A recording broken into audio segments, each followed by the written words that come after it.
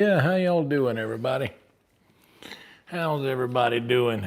We are doing a impromptu. This is on, right? That's on. Let's get this guy over here. Uh-oh, sorry. There we go. Get the sizzle mic going. I should have hooked all this up beforehand. Guys, if you haven't yet, there it is. Like the video, subscribe to the channel. What's up, beer? What's up, bong? Good to see y'all. Hope y'all are doing well this evening, wherever it is you're at. You know what? Yeah, let's do this real fast. All right, so as you guys probably have heard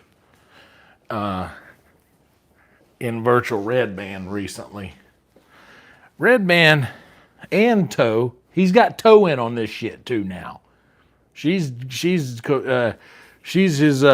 accomplice in this, talking about, well, I need to eat healthier. I need to cook more healthy stuff. I need to start cooking healthier things. You know what I'm talking about? Say stuff like that to me. You know? They be saying stuff like that to me. I got my britches. It's hot. I should have done all this first, but here we are. I don't care. These is good for another day. Hell yeah. My Marauders map. Mooney, Wormtail, Padfoot, and Prongs proudly present.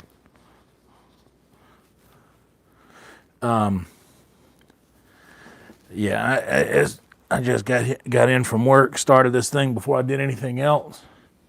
Let's all right. Now I can bring this guy all the way down here like that, and I'm telling you, man, just that's the first order of business. That's the first order of business.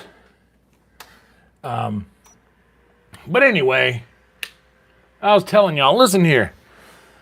They got the time. Boy, you got to start eating better. You got to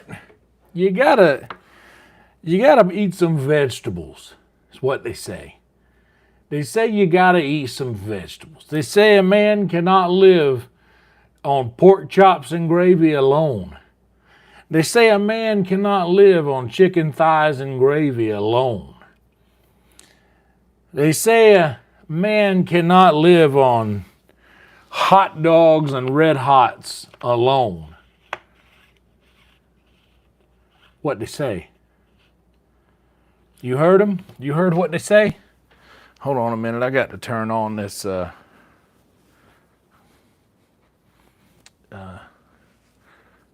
I got one remote works for both TVs, but I got to cover this guy up to turn that one over there on and get the extra monitor going. Not that, I'll tell you why, is because whenever I, hold on. Whenever I stream, I like stream from the computer, I have a thing that what's happening here?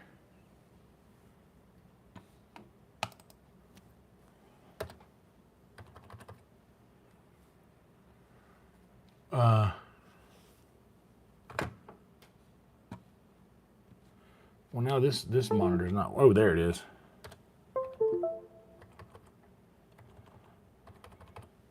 All right, there we go. Whenever I open up my browser, I have it to be a specific size over here so that I can share the live subscriber count. Don't have to tell you why. I need the other monitor on, even though I'm not using it. There we go. I got a word from our sponsors here. We're gonna cook. It's about 11:30. And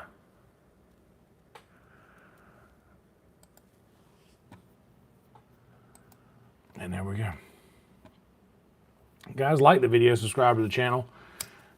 If you haven't yet, I'd certainly appreciate it. Please. And thank you. All right.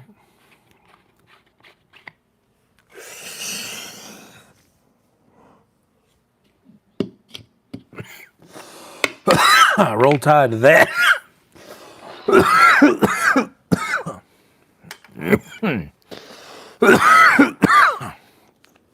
What's up, Jade? All right. So,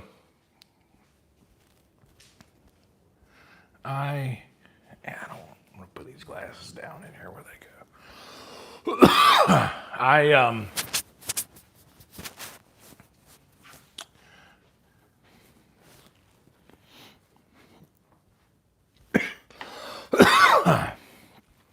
They say a man cannot live on steak and onions alone, which I disagree. I think a man can live on steak and onions alone. But I got vegetables, damn it. I got me some vegetables. Let me get you guys plugged in.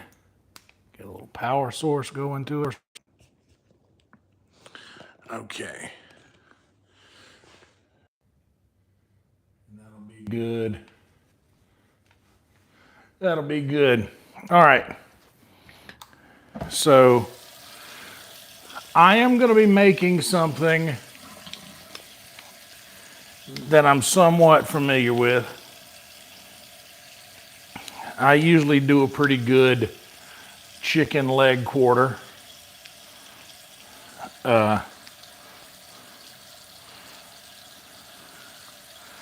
But it's been thawing out for a couple of days. There's a chance that it might not be kosher.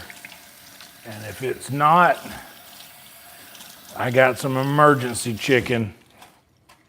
I got some emergency thin sliced chicken breast. Only reason I got the breast is because I didn't want to do the bone-in skin. I wanted a boneless, skinless cut. I know that that's probably, a lot of people want the bone-in, more flavor. And normally I would opt for that, but I cook the boneless better. I cook the boneless, skinless better. First I need to season this guy. I left him sitting last time.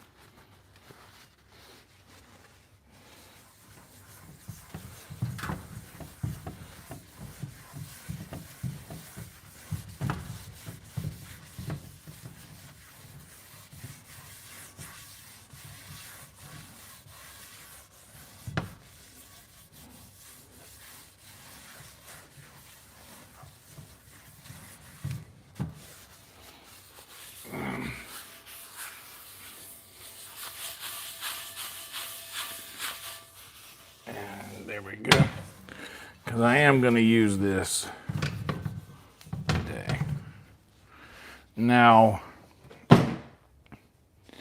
I am now faced with, I got some baked potato salad too. Forgot to put away. But I'm going to be munching on that recreationally. So first, I guess, the best thing to do would be to see if we're actually going to be using these leg quarters, if they're still good, which I believe that they should be. They should be good. But if they are not, like I said, I got some of the thin sliced chicken breast, boneless, skinless, because I prepare the boneless, skinless cut a bit better than the bone in, which I need to get more comfortable doing that. But the thing I wanted to decide is, am I going to do these leg quarters here in the oven? Am I gonna do them here in the cast iron? Could probably only fit, well, first let's just see what they're like here.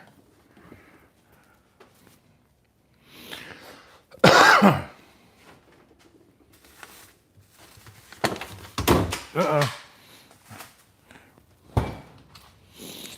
It fell out. It fell out. Look. You see what fell out right there? It knows. They know. They know. They know what you could be having, but instead I'm pulling out these chicken leg thighs, leg quarters. But they know. That's a club pack right there. 18 count. This is the brand, by the way. This is the hot dog to get. This is the one you want.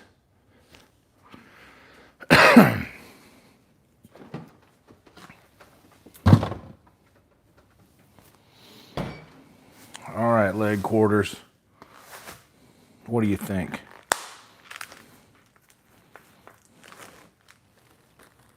Got no smell. So far, so good. Ooh, there's still some ice in here. You know what?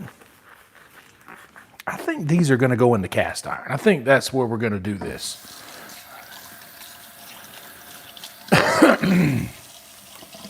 Decision made. Putting them in the cast iron, y'all.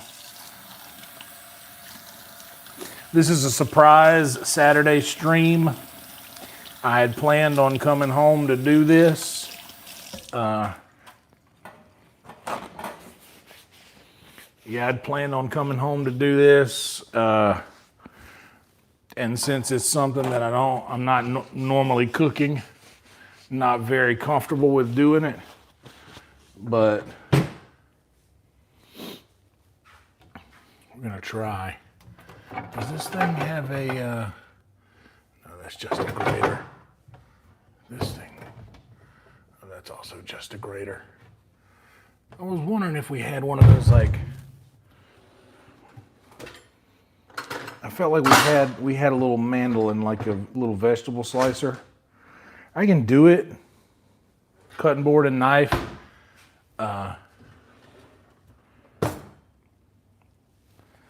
Before the more even cooking, we'll be all right. We'll be all right. We'll just use the cutting board. Breaking out the big one today, the wooden one. I don't usually ever use that one, but we're using it today. And we're gonna get some chicken thighs, or leg quarters, spread out on this fella right here.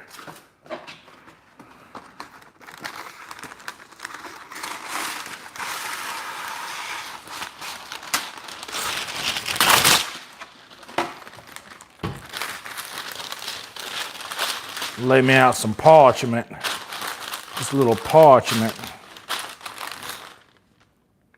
And then I'm just gonna, one of these fellas right there, one of these fellas right here, and this little piggy.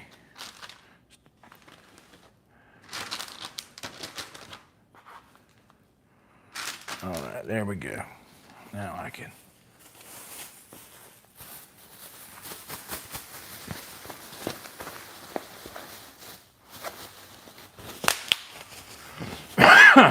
Yep.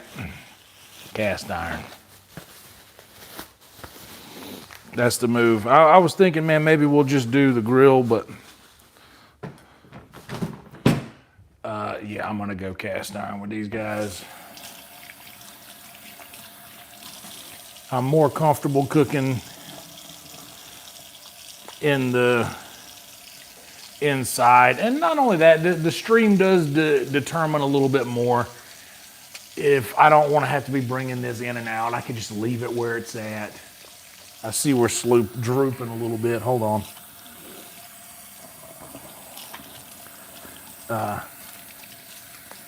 Yeah, I could be doing, I could go outside, but to be honest,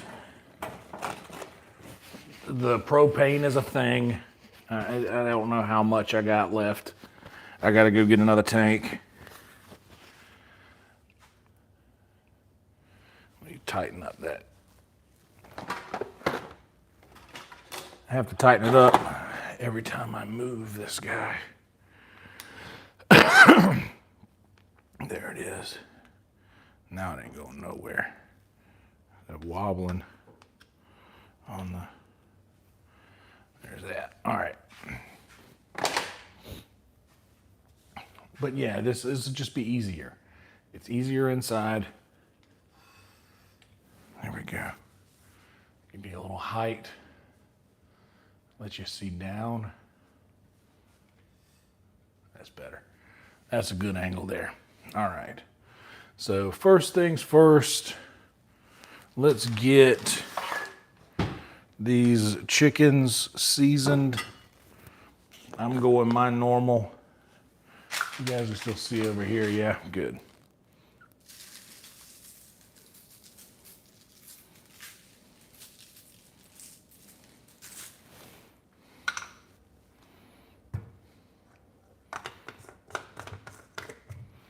Skin side is getting Lawry's seasoned salt, fresh cracked black pepper,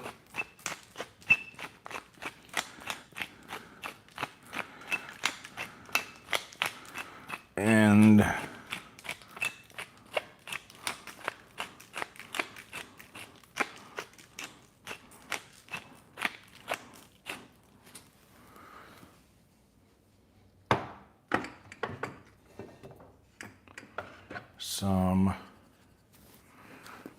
some of that garlic powder.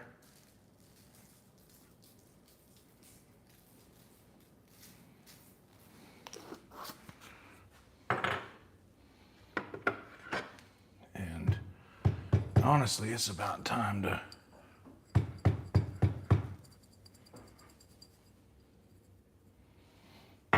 refill this onion powder thing.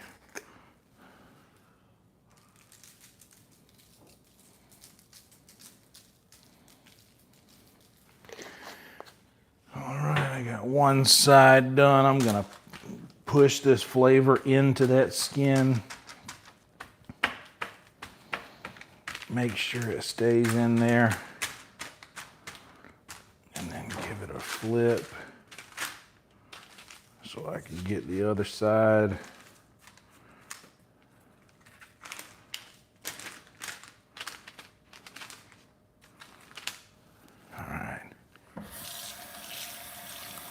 Sometimes you got to give it a flip, you know what I'm talking about?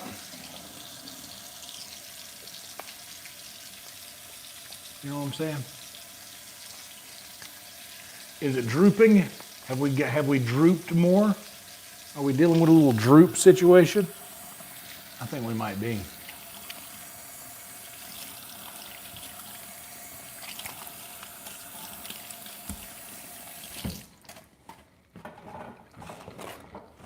A little droop carry. I think we're drooping.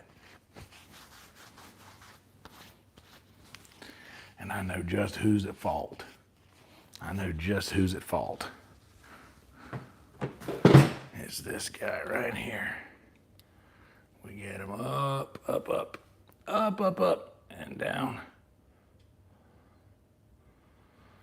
And tighten that sucker around twice. There it is. Now I bet we don't get no more droops. Ooh, 9 and 9. You like to see that? 9 likes, 9 viewers. Thank you guys for being here and liking the video. Well done. All right, now let's season the other side of these chickens.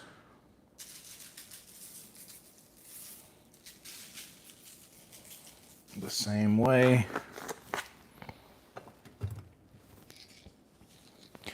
Both sides, same treatment.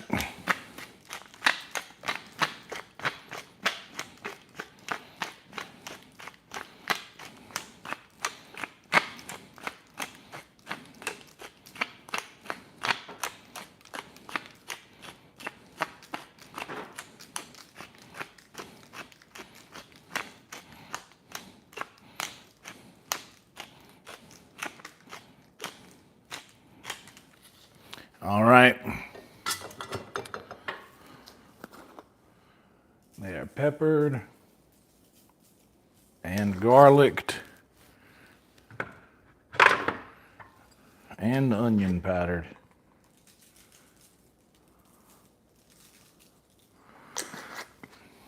Now comes a fun part. These chickens will go into the skillet, no doubt. But for now, they stay right there because I need this space here for the vegetables. So, try to think of what's good to cook with chicken. Obviously, we'll probably do an onion. But also, I have some mushrooms. I have some broccoli. I have carrots, yellow squash, zucchini, carrots. Did I say carrots already? And I have a green pepper and a yellow pepper. And some asparagus. I just stocked up on random, just random fucking veggies, you know? Because to be honest, I don't know what I want.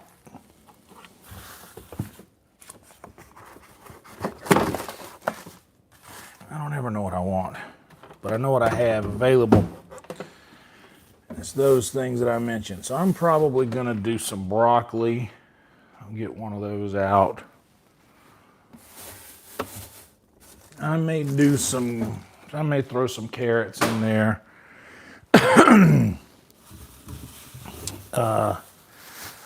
Maybe drop a squash.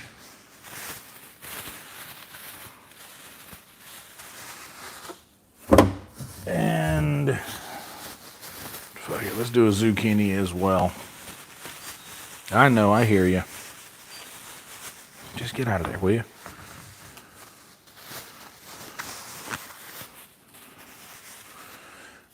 Okay. I got some asparagus. We'll save that for when we thaw steak out. So,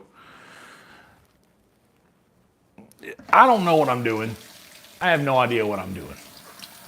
I'm not worried about it though, because I've been cooking for a time, and at the end of everything I've cooked, I've had something to eat. And that's the only goal here. So yeah,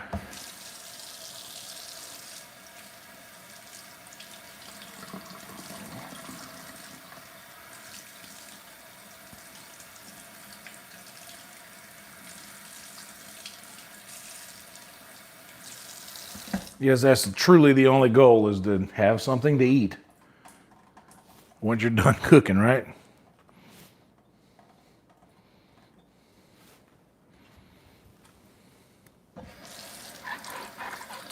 And I'm not going to show y'all washing this squash.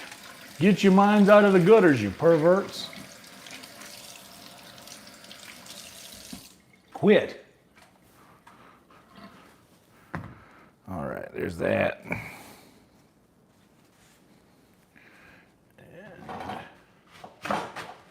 I don't know if you have to, I don't know if you have to wash all these. I'm assuming the answer is yes, you have to wash.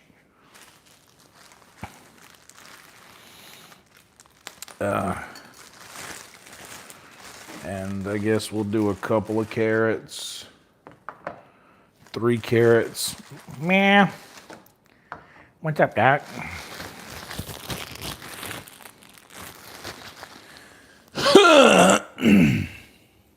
Why is the floor so far away from where I need it to be?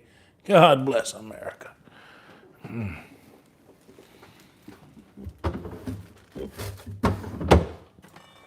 All right. Maybe some mushrooms. We'll throw the mushrooms in there. I got the mushrooms because they were 50% off. Okay.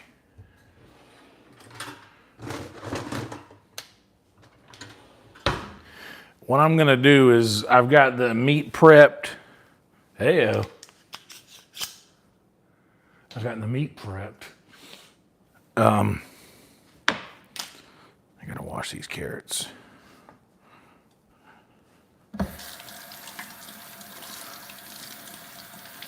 Just give them a good rinse, I guess. Do I peel the carrots too? Do the carrots need to get peeled? What's up, Jason?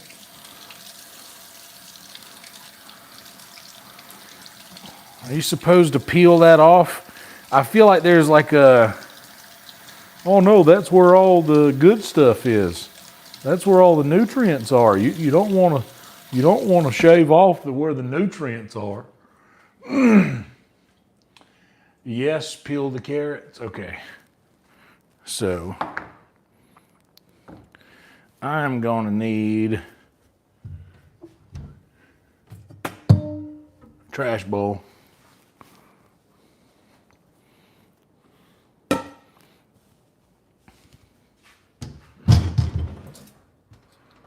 And this guy.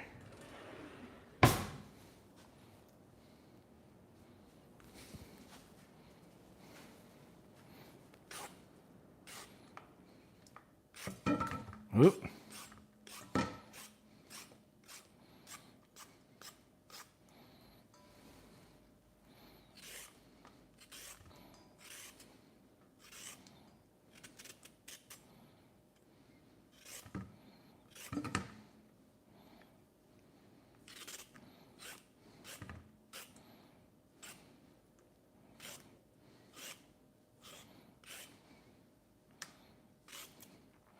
Maybe the stuff I peel. I was thinking about this on the way home.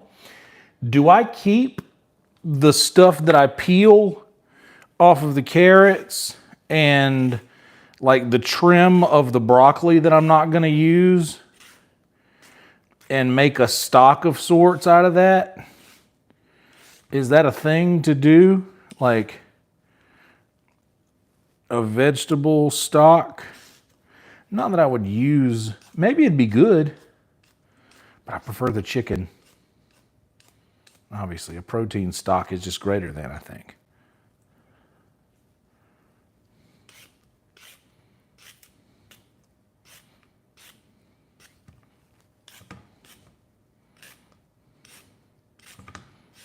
So I don't know if you guys want to be over here.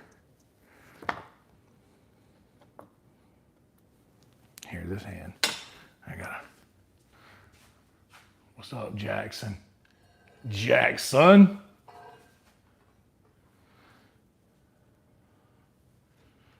Just bring you guys down on eye level. There you go.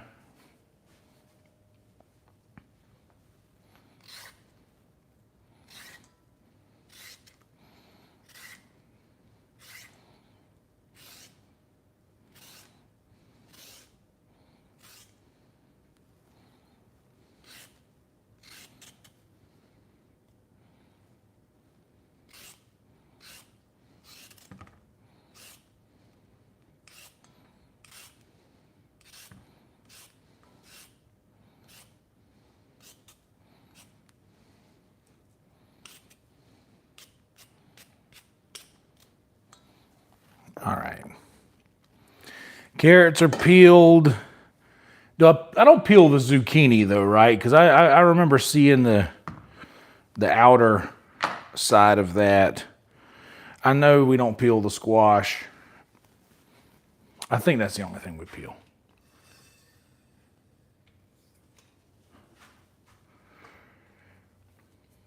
Dude, I haven't used any of this stuff. Like I literally it's not a joke. I don't, you guys see what I cook. You see what I cook. Look at my oily forehead. This is a forehead built by gravy and pork chops and such. I don't know what I'm doing down here. This is ridiculous to me. And I don't know if I'm going to use these. I'm not going to use these carrot skins. Am I ridiculous? I tell you what it is, though. I have this, I think it's that Depression era thing that was instilled by my grandparents. It was like, is this thing good for anything at all?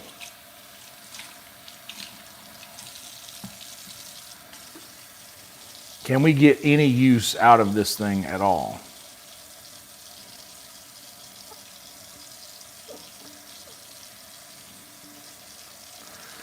Okay.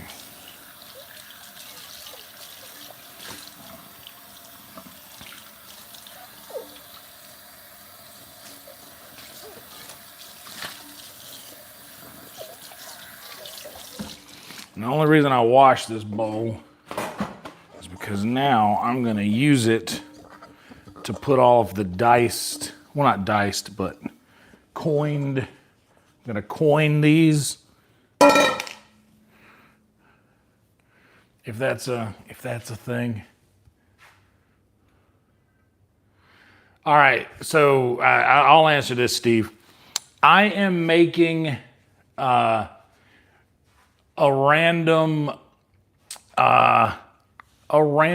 hodgepodge of different vegetables. I'm simply gonna saute them. I might even go in the wok.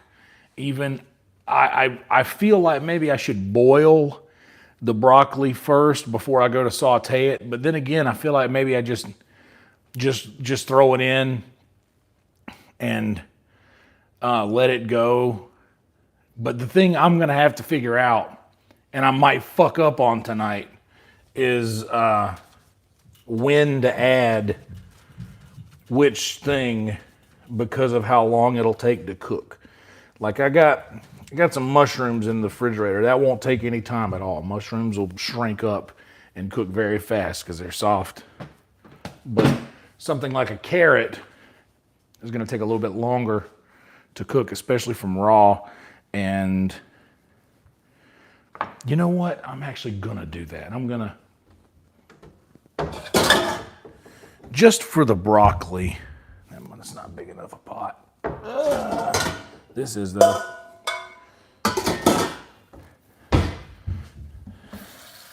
I'm gonna boil the broccoli first before I go into the saute with it.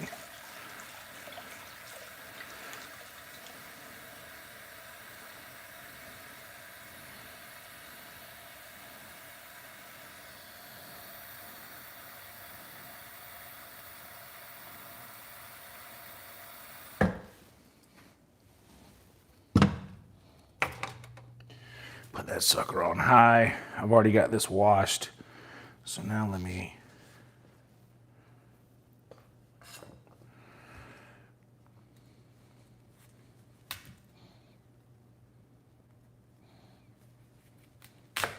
whoops. Didn't mean to do that with this sharp ass knife.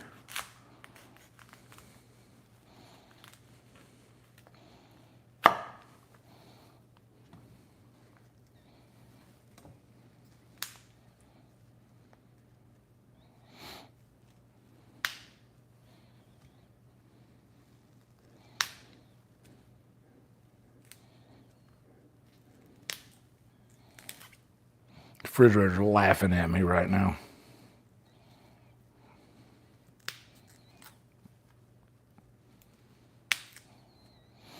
All right.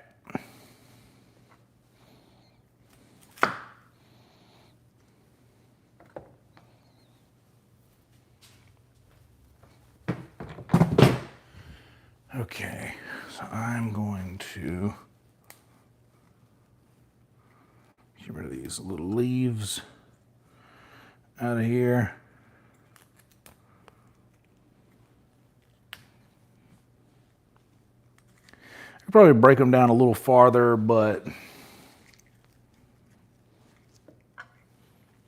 I should.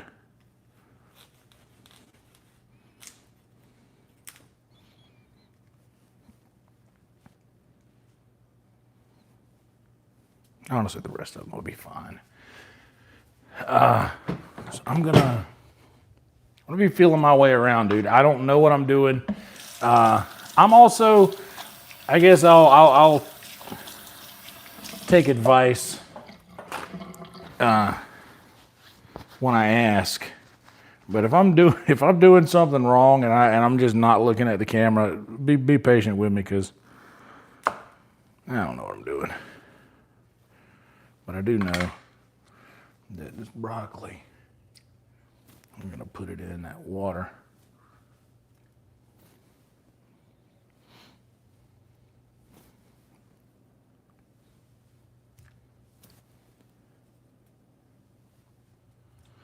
To boil for a bit, because I don't want salad broccoli. I don't want salad broccoli, you know, like the hard, crunchy. I don't necessarily want that. I want more of like an Asian soft, you know, like an Asian soft broccoli. You know? That's really what I want. All right. Now, for all of my coined carrots and squash and zooks. By the way, I forgot to say, we're doing leg quarters, chicken leg quarters. By the way, forgot to tell you guys about this. This is what we're doing. The other side is seasoned. These are bone in, skin on, and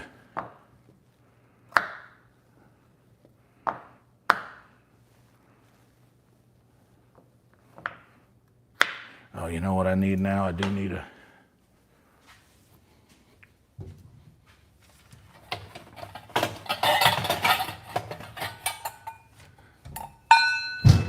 itty bitty trash bowl.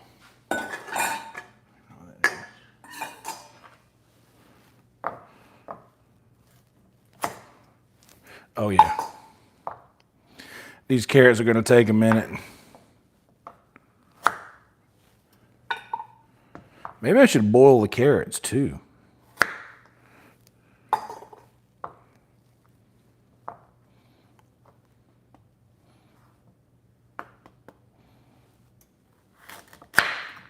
Oh boy.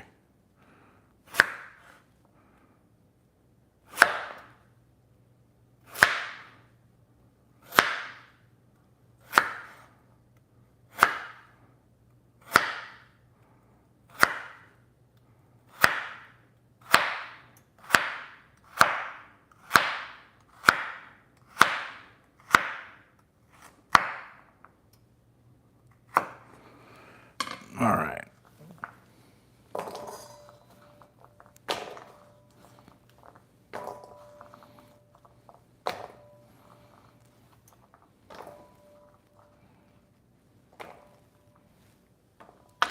So carrots,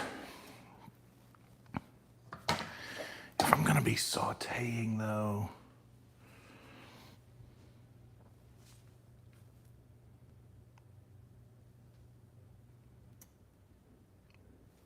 shit.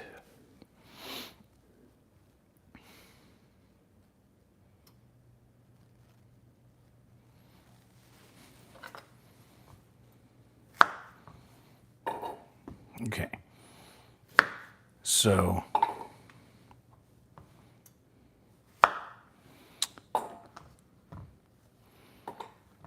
carrots, very tough, probably need much more time than,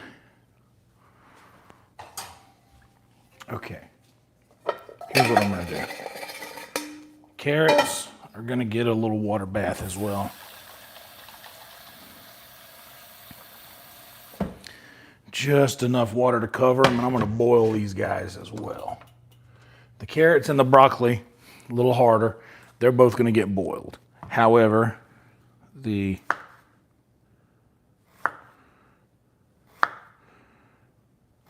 concentrating on getting a good uniform slice here with these guys. And I think I'm doing, honestly, a better job than I expected. Damn, that's not bad. I mean, seriously, check this out. It's not bad, yeah? It's all right.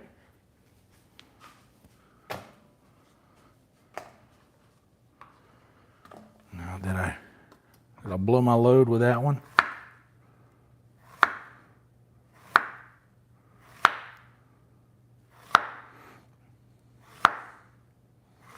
It's not a mandolin perfect, but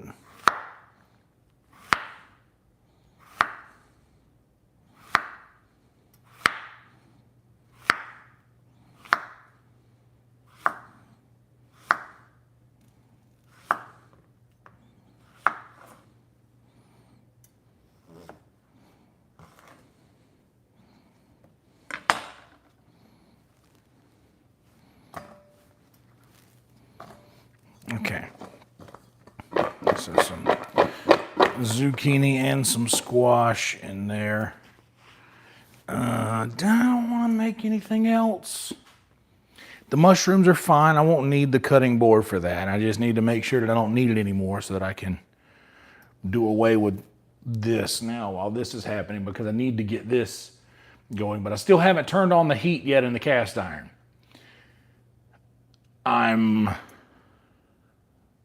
I make the mistake all too often to where the meat ends up getting done way too early because I need this cast iron to make a gravy or something like that. I'm not making a gravy tonight. I'm just cooking the chicken in here. And then once I'm done cooking the chicken, oh, maybe an onion. Yeah, I want an onion.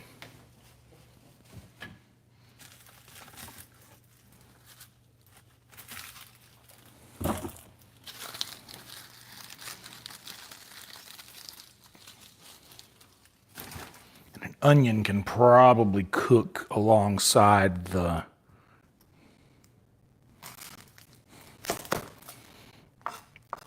squash, because that's about a similar consistency. Maybe it can go in a little later.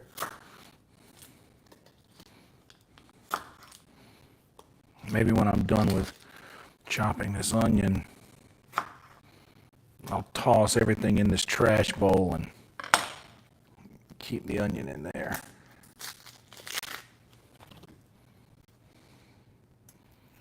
There we go. Come on. Like a fucking dream.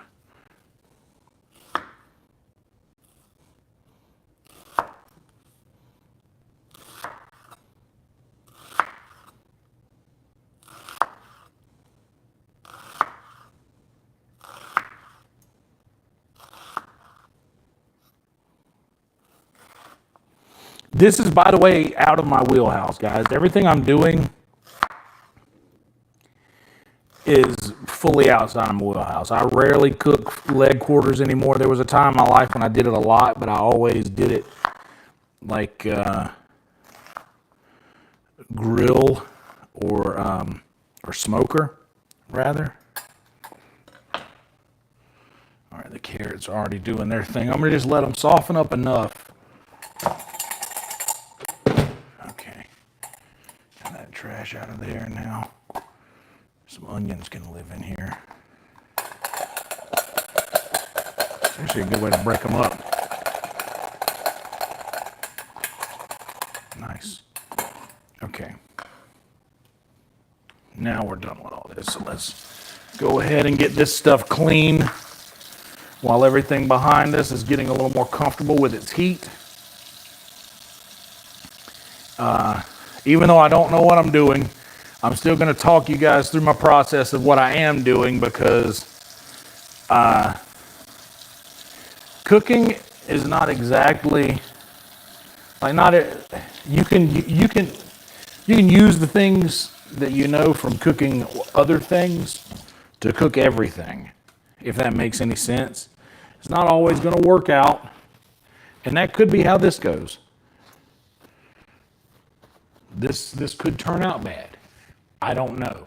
If it does, like I said, I've done literally, probably not hundreds, dozens of these cooking streams, and at the end of every one of them, I've had something to eat.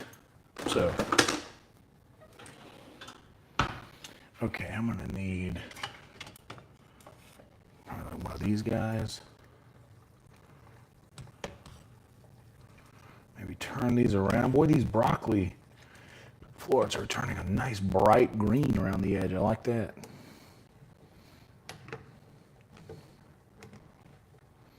So these carrots, I'm going to drop the heat on the carrots because it's such a smaller volume of water. I'm also going to hit them with a little salty salt, both of them. And yeah, let's get this guy washed. It's going to be fine. Those carrots are and correct me if I'm wrong, raw carrot is pretty firm. It can stand, and I don't know this for sure. I'm just giving my most educated guess is that logic would state, is there a firmer thing, that it's probably good to just be in the water for a little bit. It'll be fine. Because I'm going to saute it anyway. I want them all to be like, and by the way, I don't want this. Some people like a crunch. Some people like their, I don't want that. I don't want a crunchy vegetable. That's not what I'm into. I want a soggy vegetable. That's what I want. I'm into that. That's my thing. Do not judge me do not judge me. I like things the way I like them. I want these to be like almost mushy. That's what I'm looking for at the end. So it doesn't matter to me whether that process happens more in the water or in the skillet. That's what I want. Okay.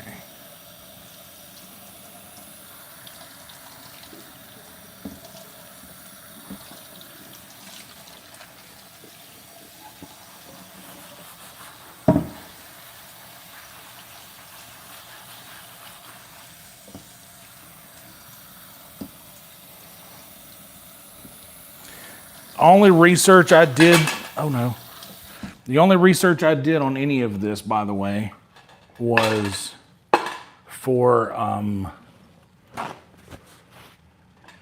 the broccoli. And I watched several different people make it several different ways.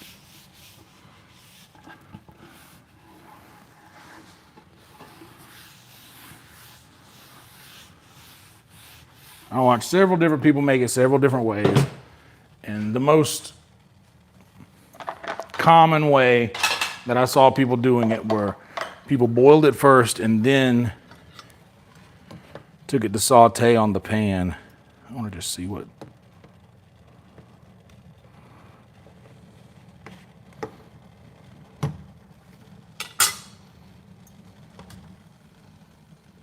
So honestly, I believe that I've gotten. Okay, I think I'm comfortable killing the heat on both of these now. Because I think that everything now is probably a similar probably a similar consistency, give or take.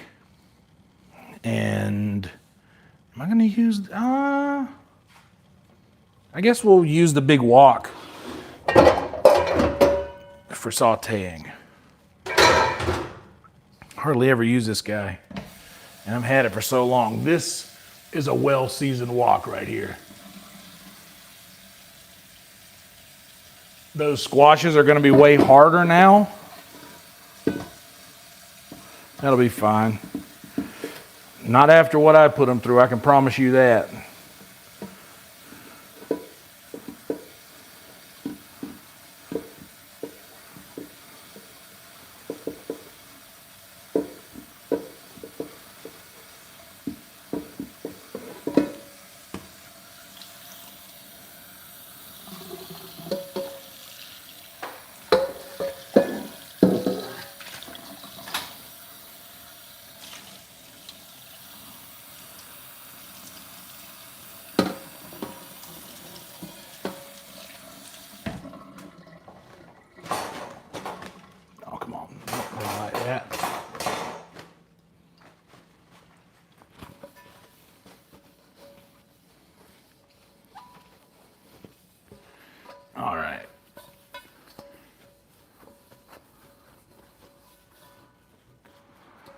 So, yeah.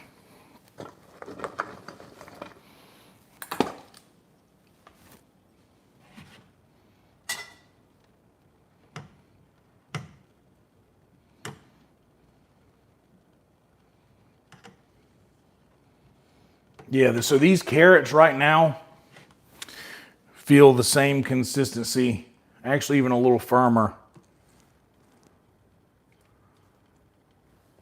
A little firmer still than the squash, so we're still in good shape.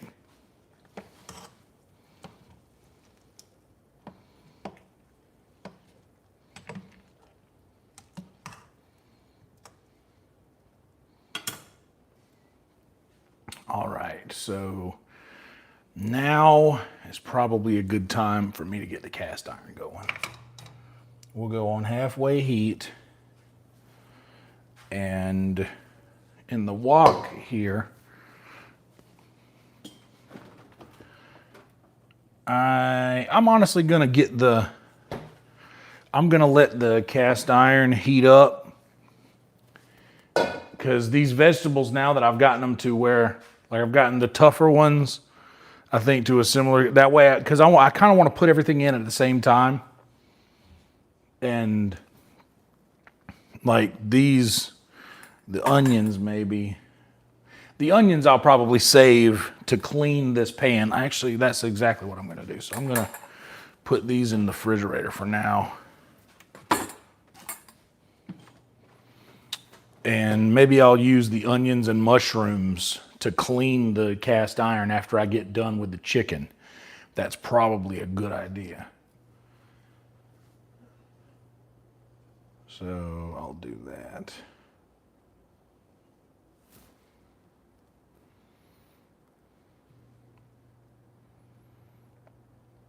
But what all I want to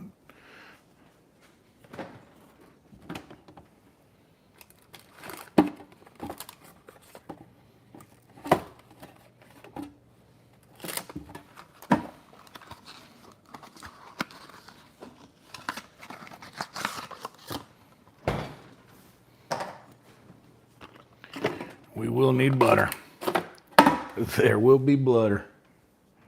Watch out. I need a sip of anything to drink. I haven't had any soft drinks in a couple of days. And I don't know how long I'll be able to go, but I'm not planning to have any.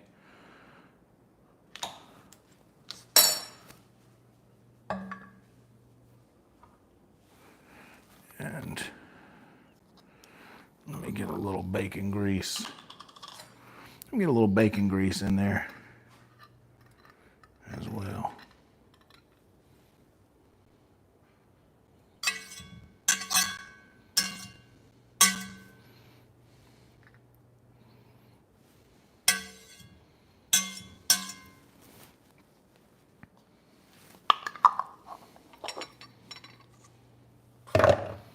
Okay.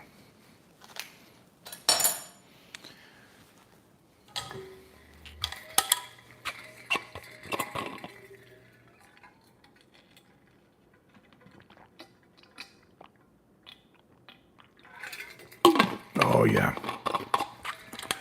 Oh yeah, babe. That's good.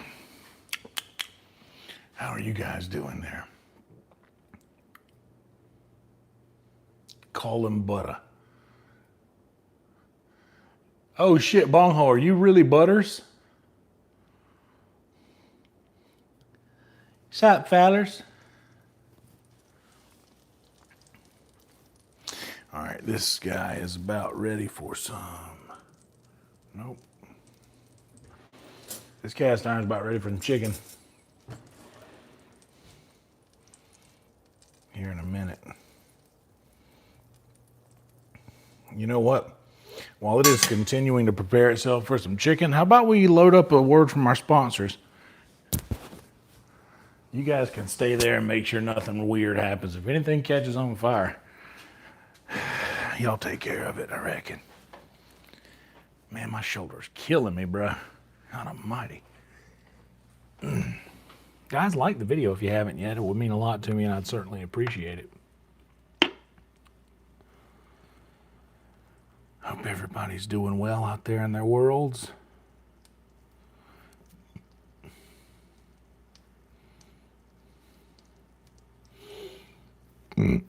Taste the goodness of the butter and the honey sauce.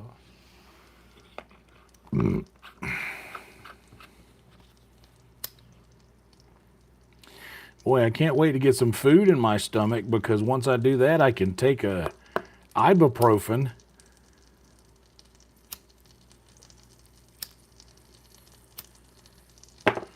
Can't take those on an empty stomach.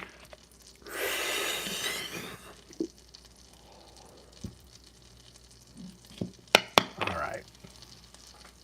All right. Don't freak out. We're coming back. Those coughs hurt even worse. Okay. Taste the goodness of the biscuits with the honey sauce. I'm going skin side down. Right there. Same skin side down. Right there. We'll just do 2 at a time.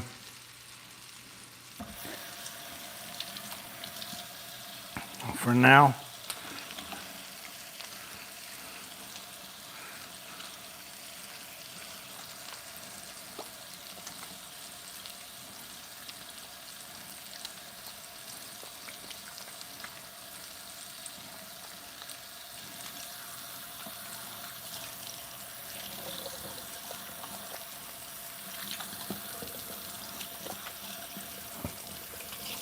Now, I'm gonna get a lot of this from some of you guys.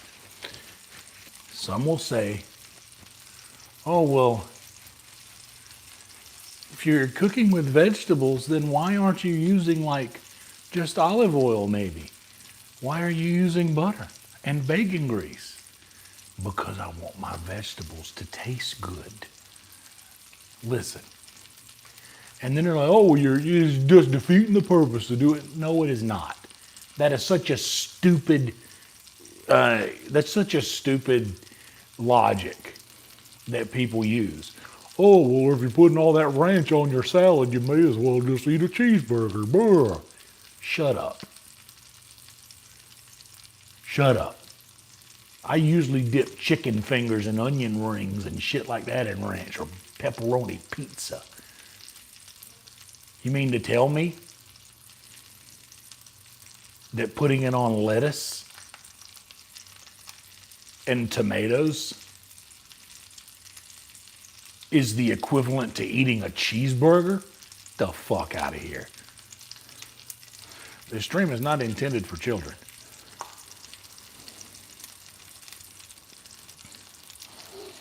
Adult language, rated R, forgive me. Ugh. That's all I'm saying.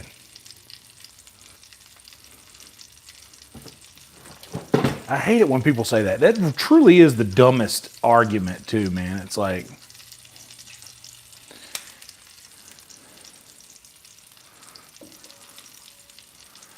it's so stupid.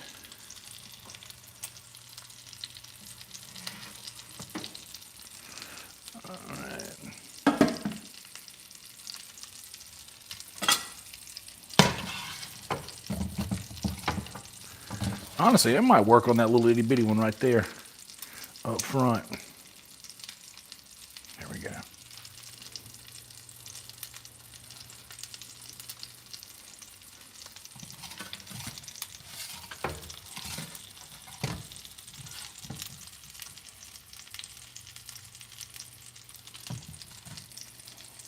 But it really needs to be that one.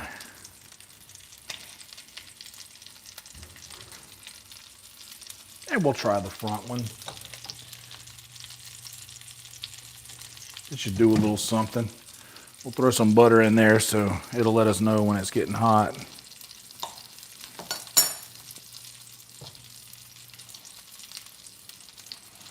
It'll probably do a pretty good job, honestly.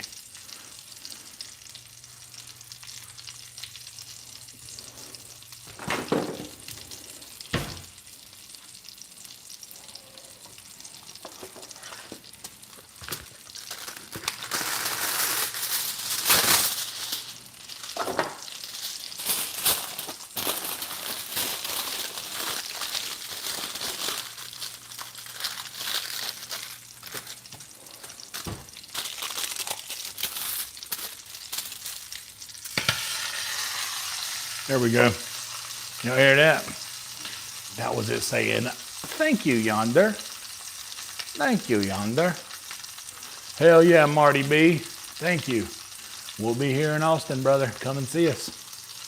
Thank you, Yonder, for putting weight on top of us so that we could get a better connection to the cast iron. Thank you. Thank you.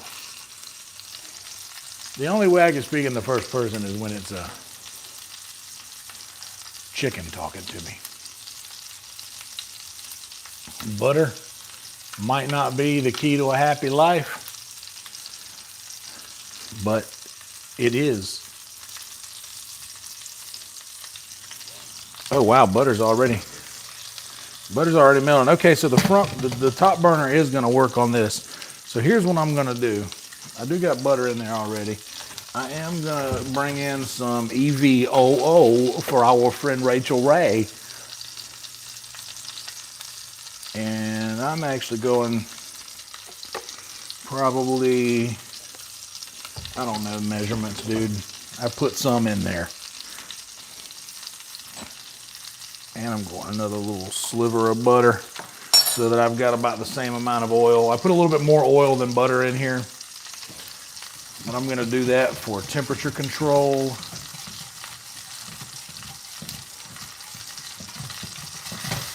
See, okay, it's hot on that eye and I can do the wok. I like the wok, that's how you do that. So let's go ahead and get the squash and the zooks down. These don't flip so well. Well, maybe they do. Oh, they just needed to be oiled up a little bit. That's it. Get some oil mixed around on all of them.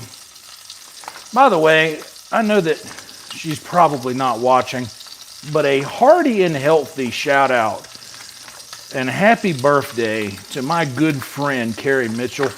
We lost a couple. Lost them in the war. 2 zooks. Happy birthday to Carrie Mitchell.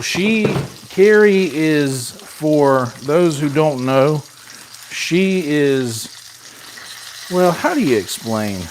Carrie is the person that keeps the comedy mothership afloat in more ways than one.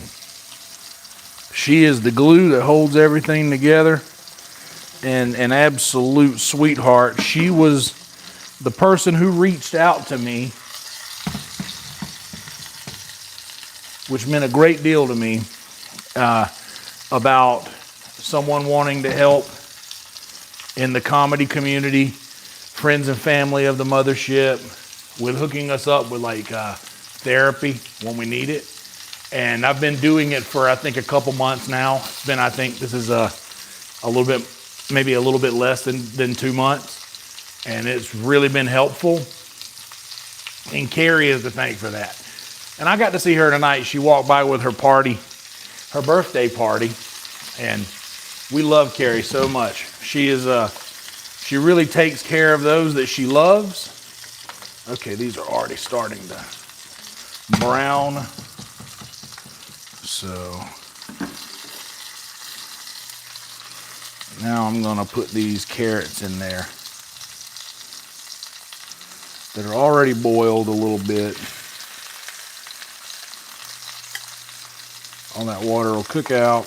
I know that this might not be the best method of doing this. Look, I'm going my own way, man. But Carrie is the one who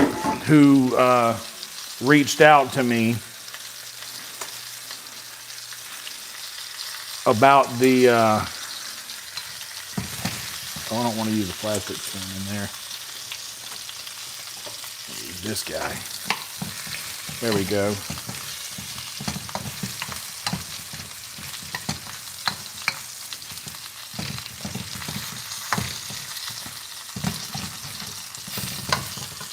All right, let me see if these guys need to be flipped.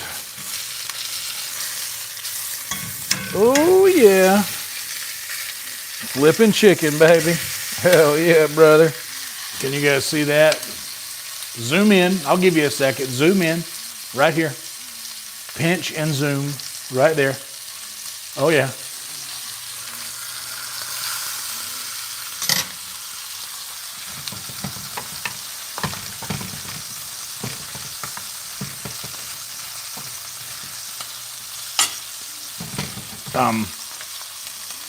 But yeah, it's being someone who is kind of like, I'm part of the comedy scene for sure. Working at Sunset and not Mothership, it can, and I've been guilty of it, but I don't think you can help it really. You can feel like, oh man, well, I'm not part of the club, or like I'm not, it can feel like that a little bit at times, which I know that that's just a silly comedian brain, or not even comedian, but I think just a creative brain always like kind of puts you in a situation where you have to feel like you got to fight for yourself in a way. These are crazy thoughts, but hang in there. It'll come around. You kind of have to. It's almost like you're defensive of yourself in a weird way. But I have to say that, like, just being included in that, like, made me feel so nice. That, like, oh man, like, I'm a part of this, like, I forgot that, these are my friends too.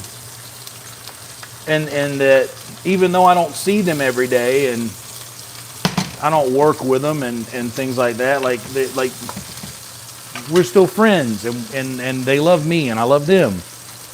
And it means a lot to me to have been included in that.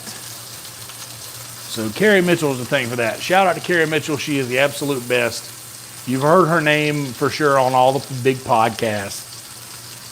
She is the shit. And happy birthday to Carrie. We love her.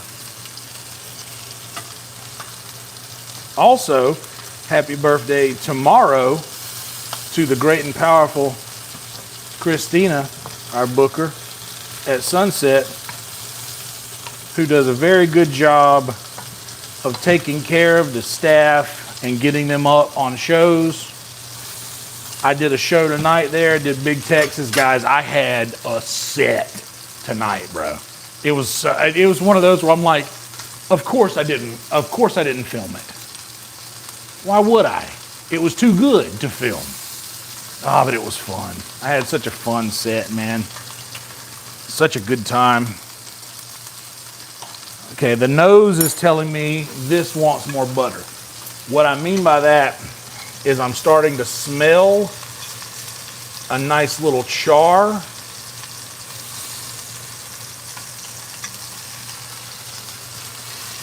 So I want to give this butter a little bit more of a chance to get in here and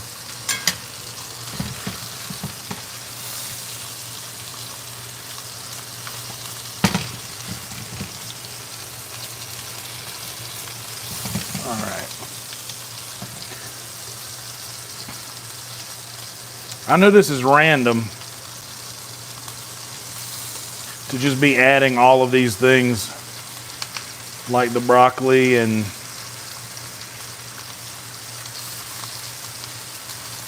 all of these vegetables.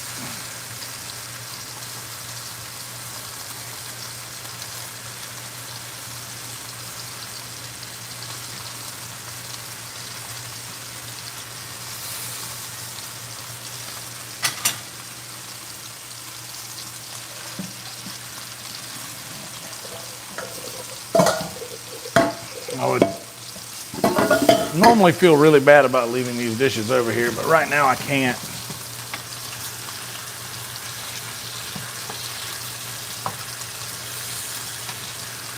Okay, now that I got everything in here, I'm gonna season it. And,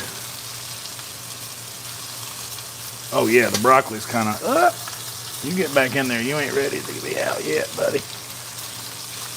Oh yeah, the broccoli's kind of helping to agitate everything around in there a little bit now to flip. That's nice. Good. Okay. So now I want salt. I want pep.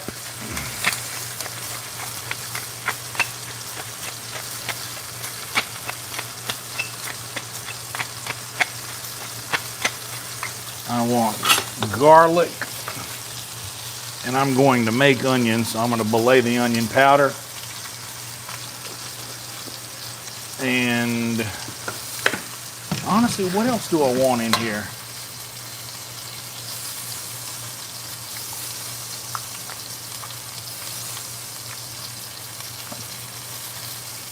What else do I want?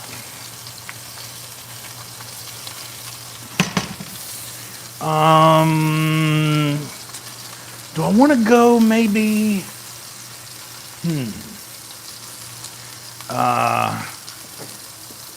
What are my options?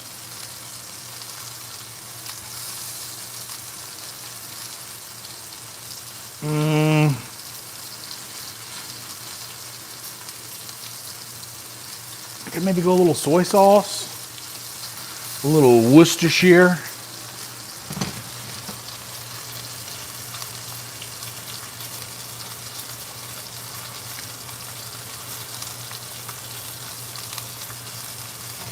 Uh-oh. Okay. Okay. All right.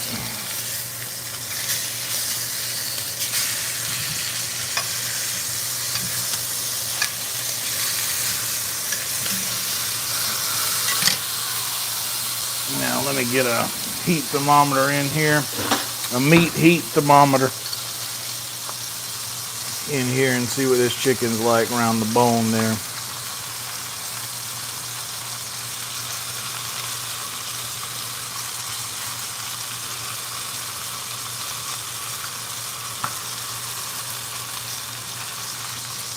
Okay, I'm gonna shoot from the hip here. I'm gonna put the oven on 250. I'm gonna put the oven on 250 there, and I'm going to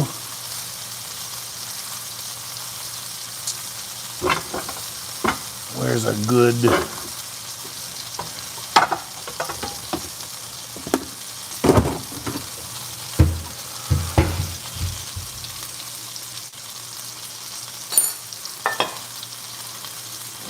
I'm gonna throw some foil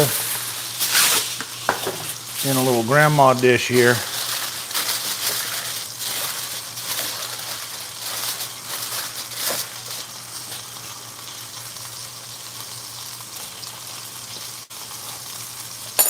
With a little bit of butter. I'm really going off script here.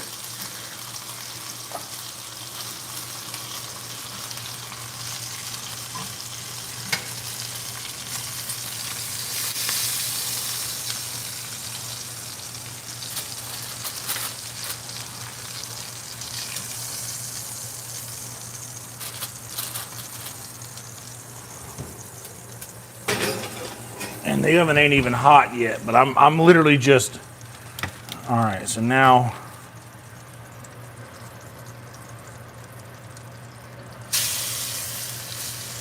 skin down. Big boy, come on in, skin down. So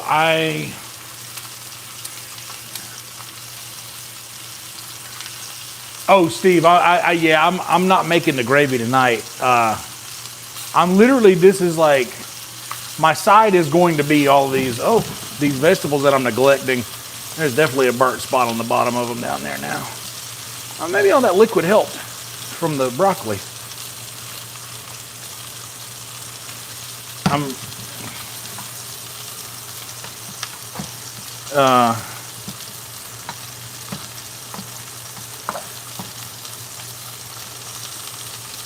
I was gonna get a thing of barbecue sauce as well.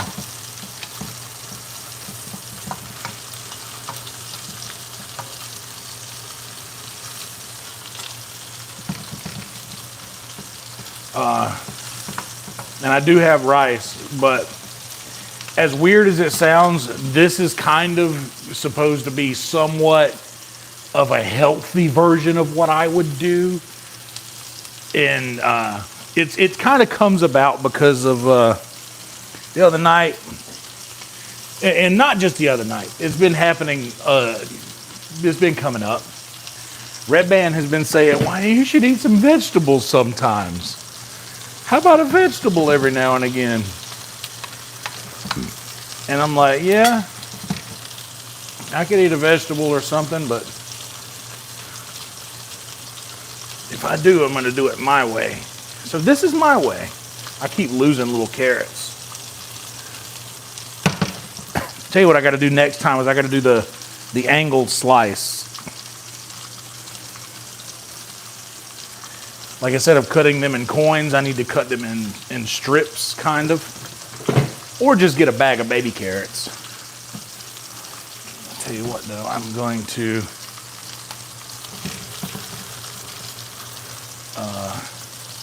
drop the heat a little more on the wok.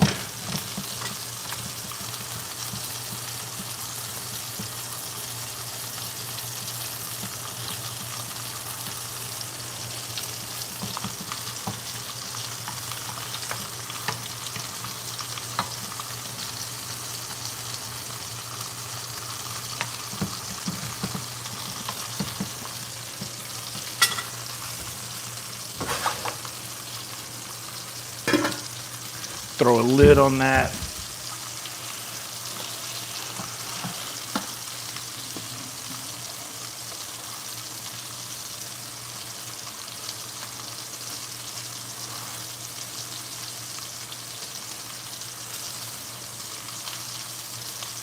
Yeah, I don't know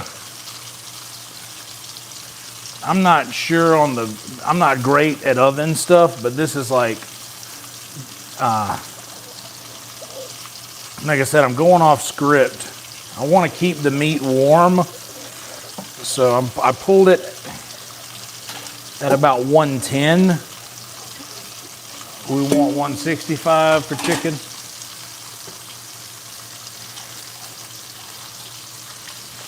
But yeah, I pulled it at about 110, 115. And put it in a 250 degree oven.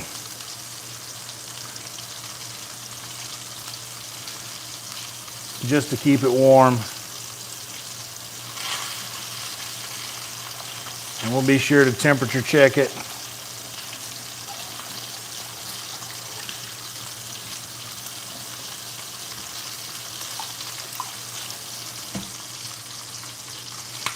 Maybe I should have covered it up, because I want to cook it in the inside. And the outside's already fine.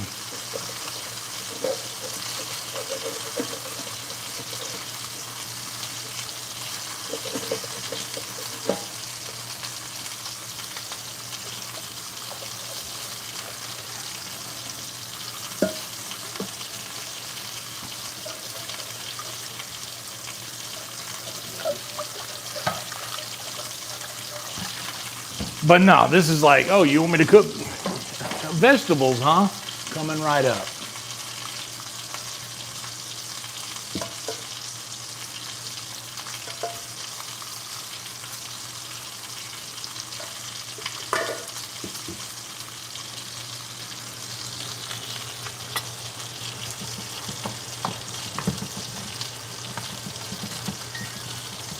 All right, oven is at 250 now.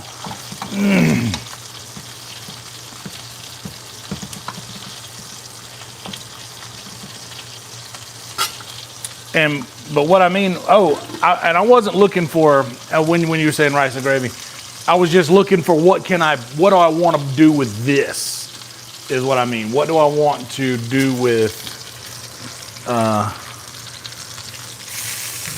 oh boy.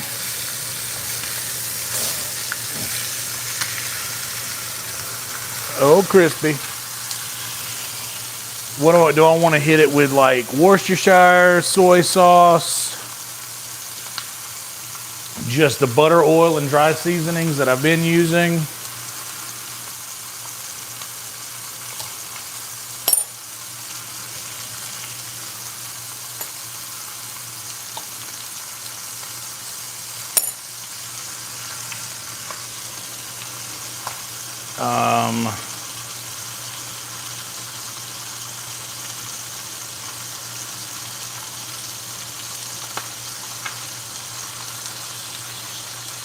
I don't know. I don't know what I want to do. I want sunshine.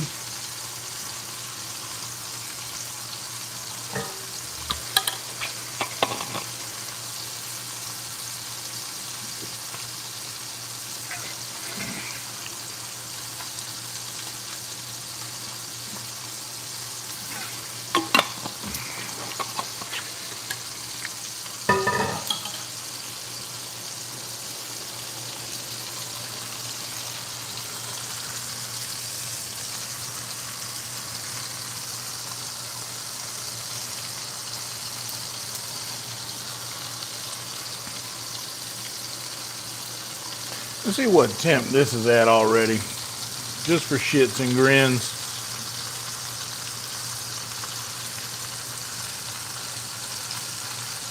Oh yeah, this is way low.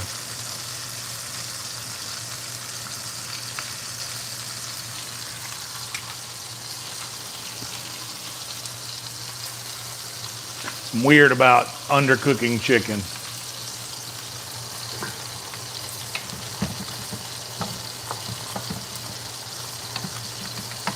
Oh, dude, these veggies are becoming exactly what I wanted. This is what I was looking for right here. You see that? That's what I was looking for. Like that kind of softness. In fact, that's such what I was looking for. I'm going to drop this heat down to low and just let them veggies simmer under that lid. And then I'll decide what kind of, actually,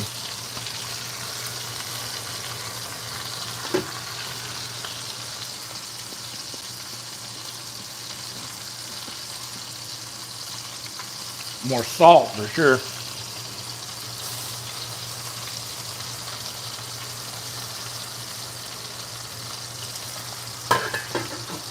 And let me just try.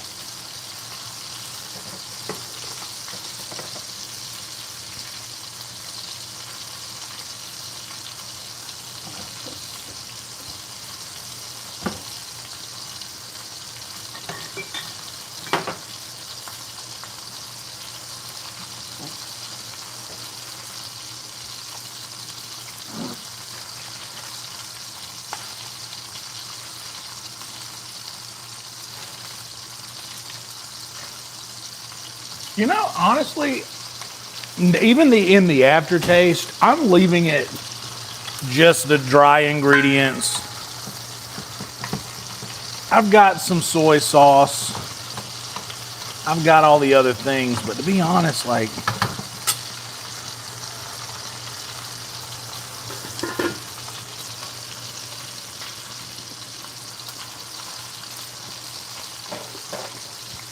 dude, that's good. Okay. I don't know if any of you know what this feels like. I don't know if you know what this feels like.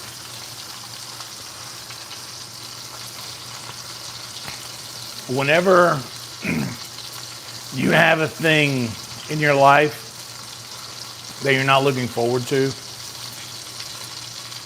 But then you get to this point in dealing with that thing that you didn't want to deal with, where you have that moment of relief when you realize this is going to work. I just had that with this. Like,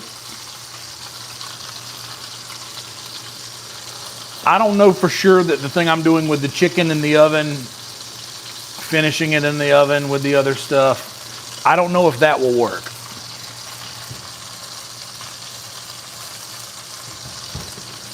But the vegetable thing will definitely work.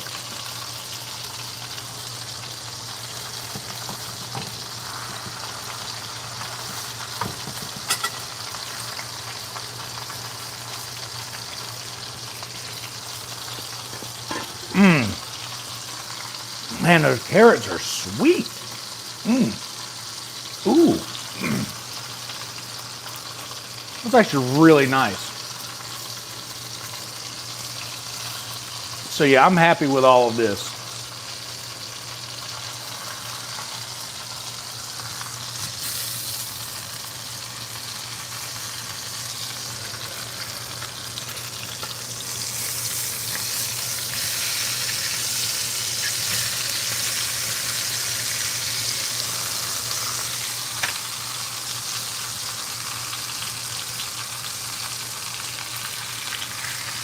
Now we're closer to that number.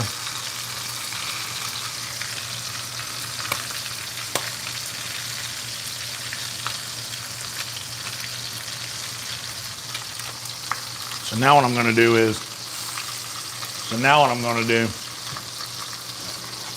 is check on these chickens in the oven, and I might put these in there with it. This is the first time I've ever done this like this, so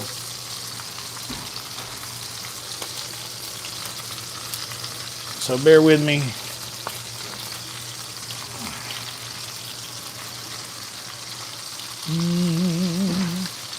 You know, we'll put that back down in there for the time being right here. Let me put this down right here. I just need somewhere to set it real fast. Oh, and I'm just using this to keep this warm. Really? Oh, damn, I kind of need this over there, don't I? Well, not really. I can do that here.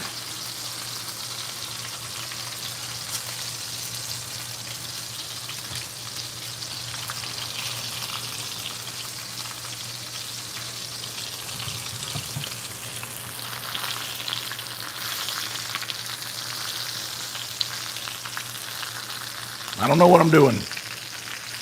I don't know what I'm doing.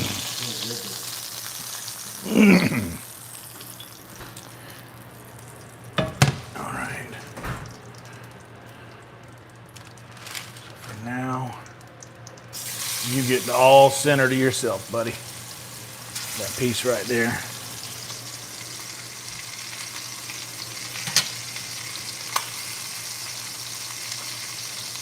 Now, this is what we're working with so far, guys.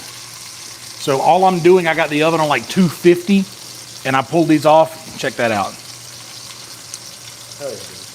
And look at this.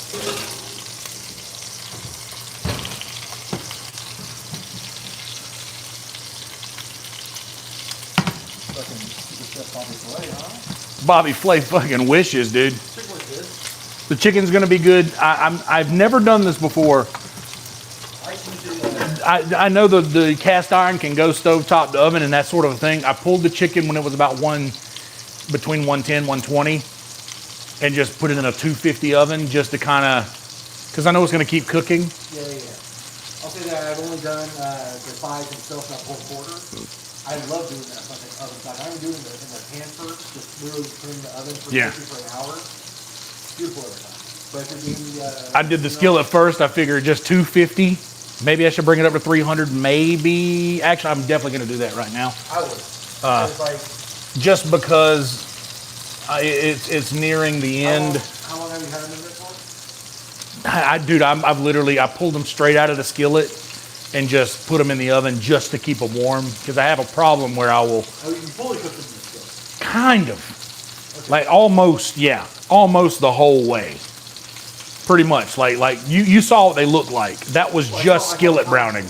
That was just skillet browning. The oven didn't do that. Here's the good thing is it's also dark meat, so if you were to like say overcook a little bit, it's real oily. Right, it's gonna be fine. That's what I'm getting at. So maybe. Thank you. Well, I'm gonna have more left if you want some.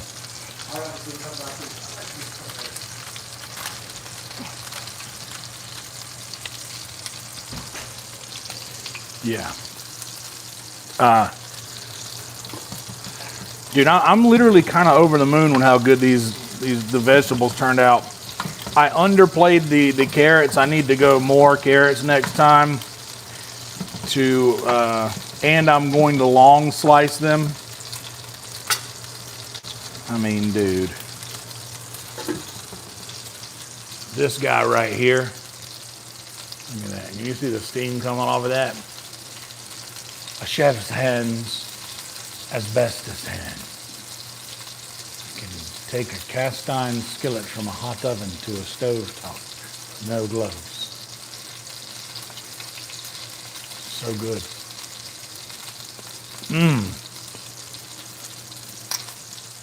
I'm serious, y'all.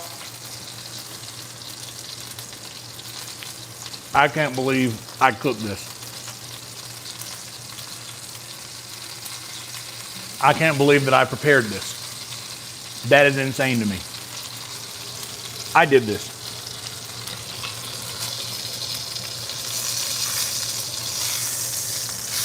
Oh, no.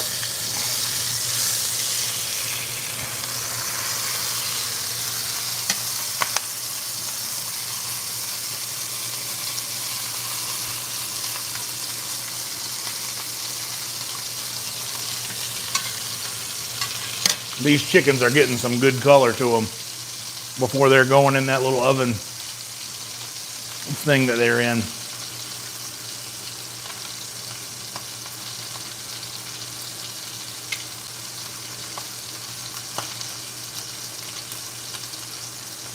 Oh, you know the only thing I wish I had that I could add? Do we?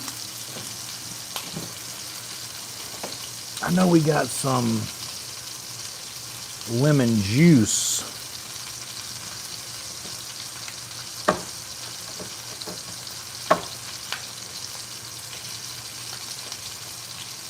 But it'd be cool to have a whole ass lemon.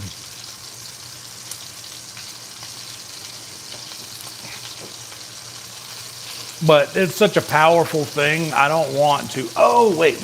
Okay. We got onions, and I'm gonna do this. I'm gonna do this whole thing of mushrooms too. They were 50% off.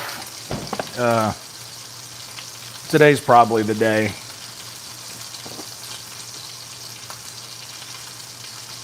$7.14. That's definitely tomorrow, right? Yeah. Shout out to HEB with these 50% off deals. I'll show you. By the way, these things come with these little holes in it up here. I literally, when you go to cook mushrooms, I'll just peel the corner off like this and fill this sucker up with water.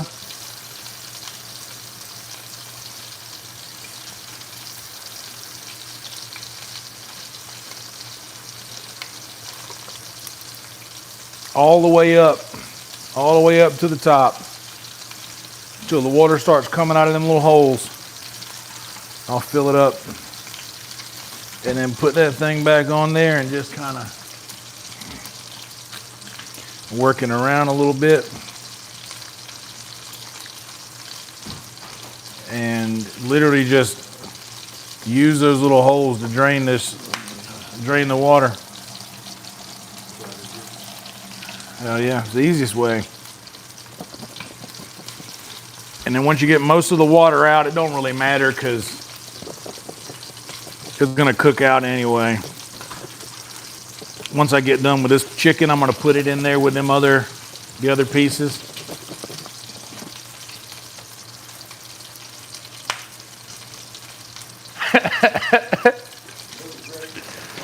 Hell yeah, brother.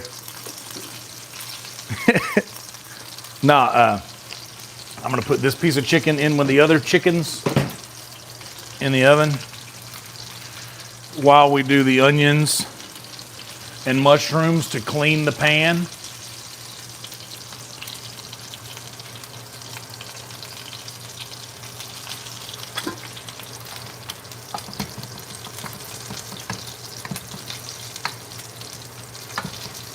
Man, I know this might not look good to anybody. This is what I wanted. This is what I had in mind when I wanted to do this. This is what I had in mind. Like, look at that. That's what I wanted right there, you see? Like the floppy. Still enough firm. Enough firmness to have a good bite, but not crazy, you know what I mean? It's not, I don't want those, you go to like a fancy restaurant and you bite through and there's like resistance. I don't want resistance to the bite when I eat a vegetable. A lot of people like their vegetables cooked like underdone, like almost raw, but hot. Anyway,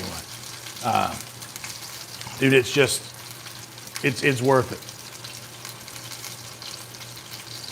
Music, open mics all over the place in Austin. Stand-up comedy, there's several a night, except for the weekends.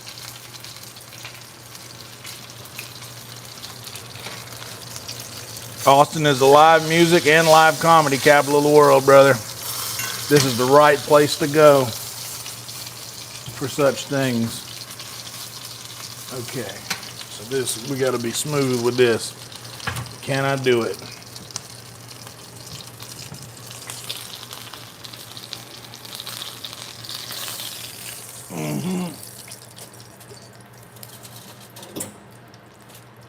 Put that in there. All right. All right, that chicken's in a hot stove, which sounds like a bluegrass song.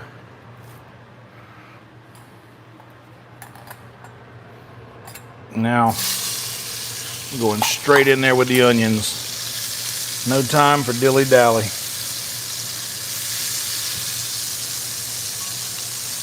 This is what we're cleaning the pan with. This is a thing that some people would do. The best things to clean a pan with: onions, potatoes, for sure. Grease, if you've cooked something in like if you've cooked something, like deep fried something in grease, and you want to, by the way, you'll notice there's a lot of grease. I don't know if you can notice if you see that or not, but that's going to get soaked up a lot by the mushrooms. In fact, they're so porous and they'll absorb so much of this that you may need a little bit more butter.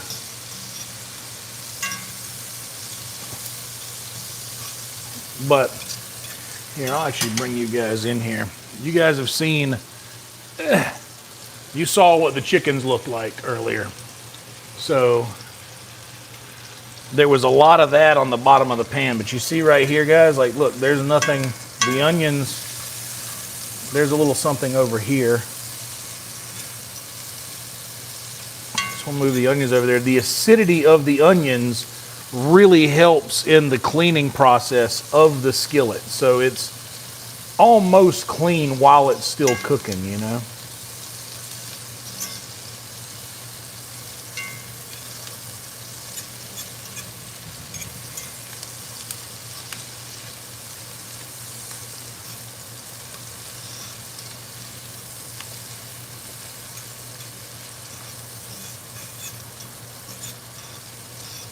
These smell really nice.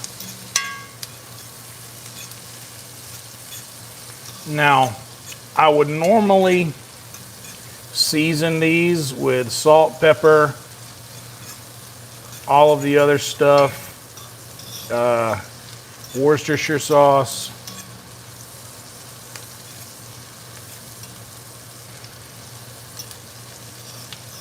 That would normally be what I would go for here, but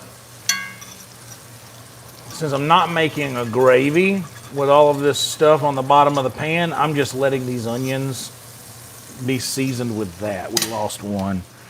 All right, now I'll show you guys a magic trick. I'm gonna turn this much mushrooms into hardly any.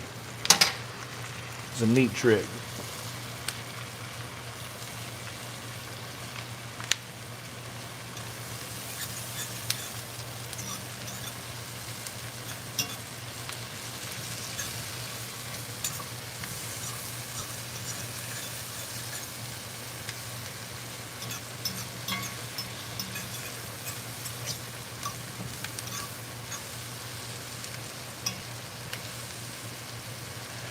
I'm just getting these mushrooms cycled through to the bottom of the pan to scoop up some of that.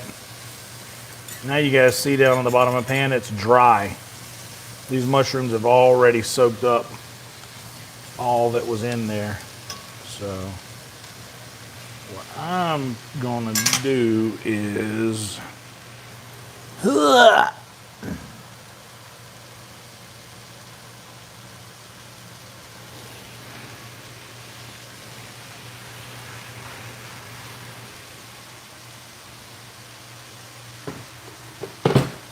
okay.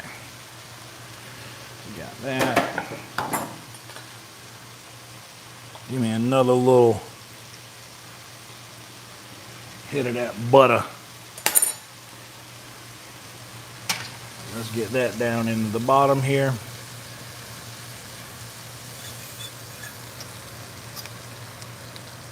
And then all through.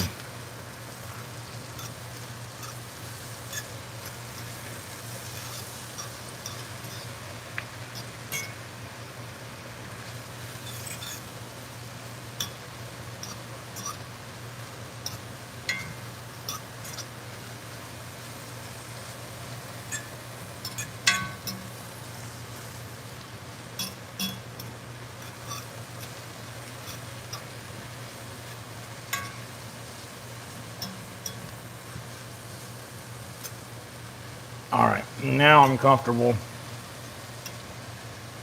with the way the mushrooms look.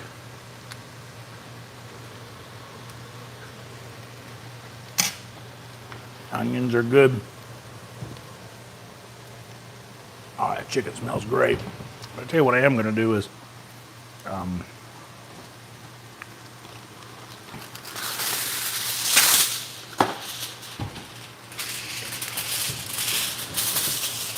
gonna just be careful as I can be and just lay some aluminum foil over top of it like that. Just like that.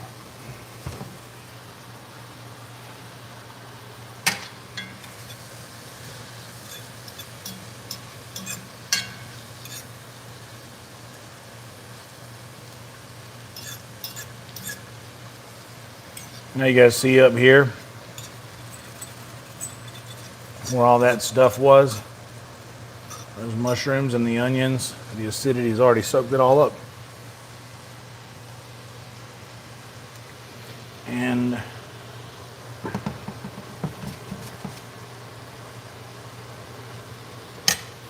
our veggies are vegging.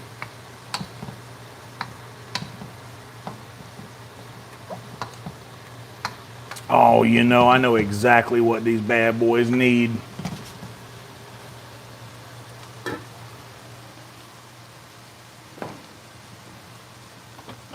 We are going to hit them with a little Parmesan cheese, y'all.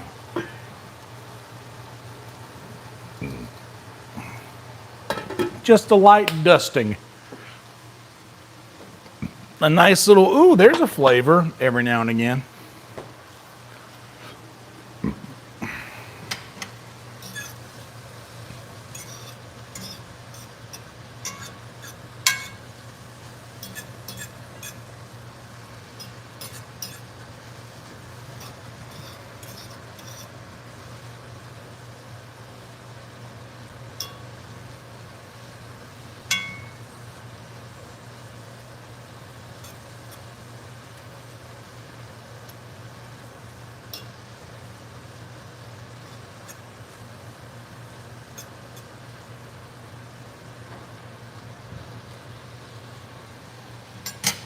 That's what you love to see right there.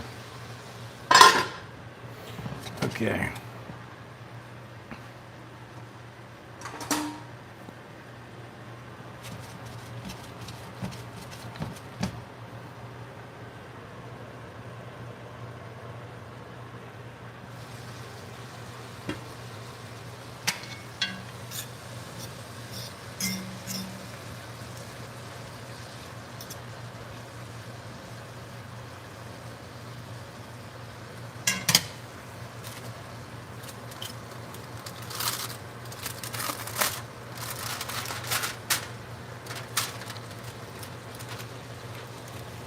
And it's clean.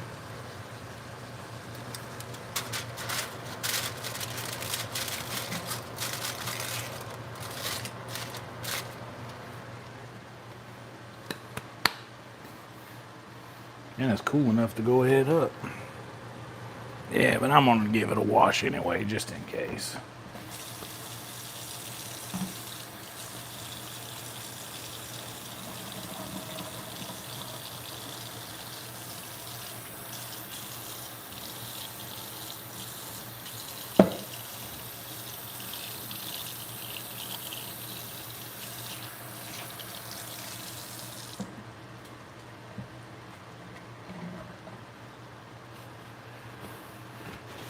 All right.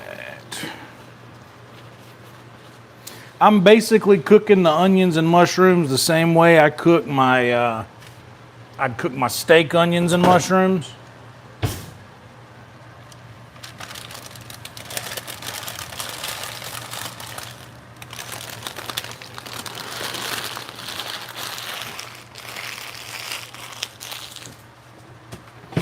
This guy's good. That parchment paper covered the whole thing.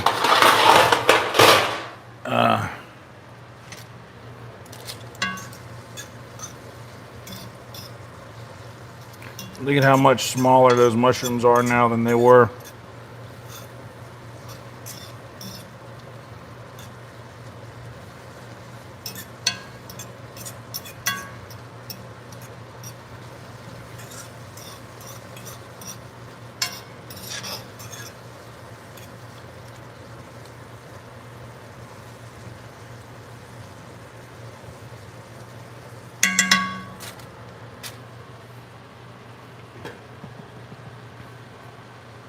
You love to see it. Let me get a little taste of one with some parm on it.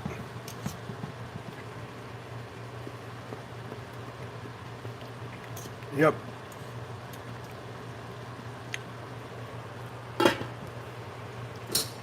Yep.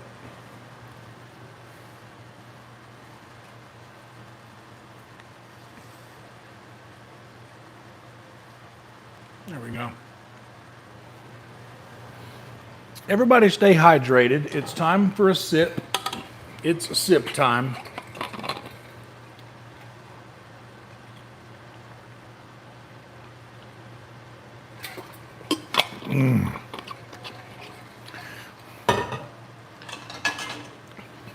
A plate.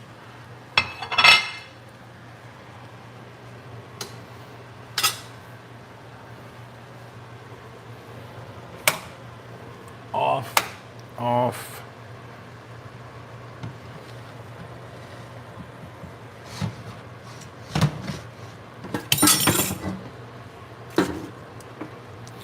Honestly, I need here. Oh, well, I've got this over here. That's fine.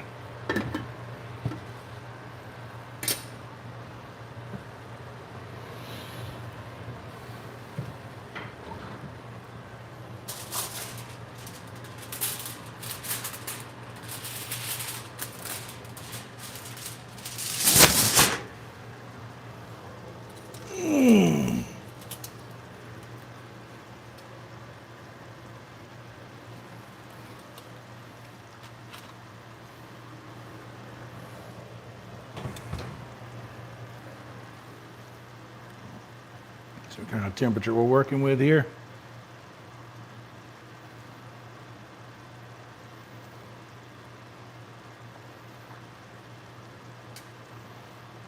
Solid 165 on the bottom. Didn't go straight to it. Eased up to it.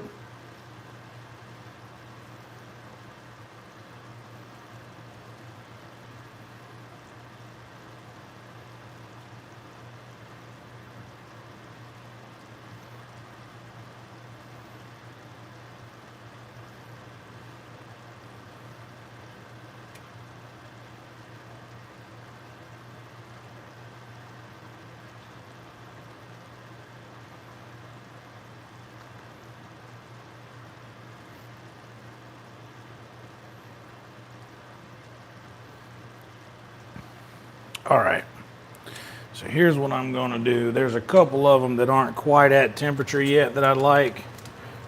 So here's what I'm gonna do.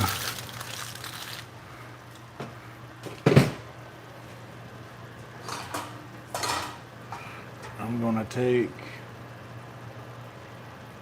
this here bowl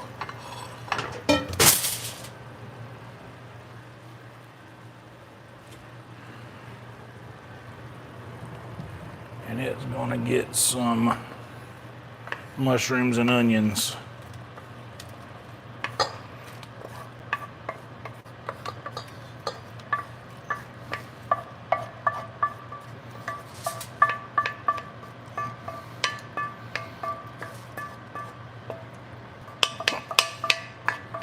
And the majority of the juice, we're gonna bring this guy back to some heat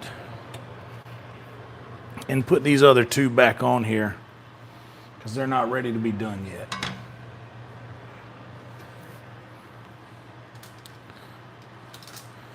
So this guy and this guy,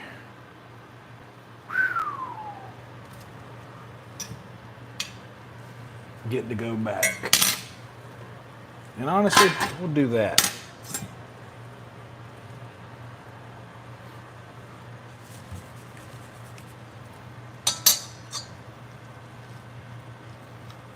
Oh yeah, bro. Oh yeah, dude. This is actually going to be a pretty epic meal.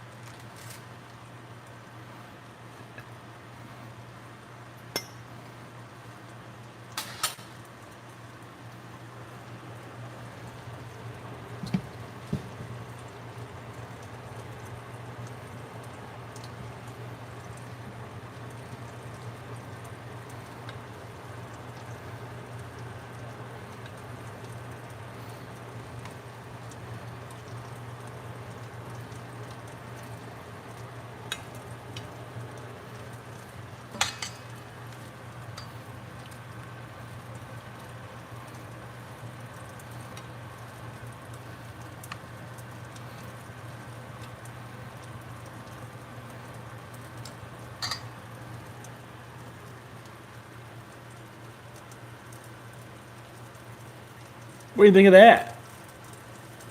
You see the steam?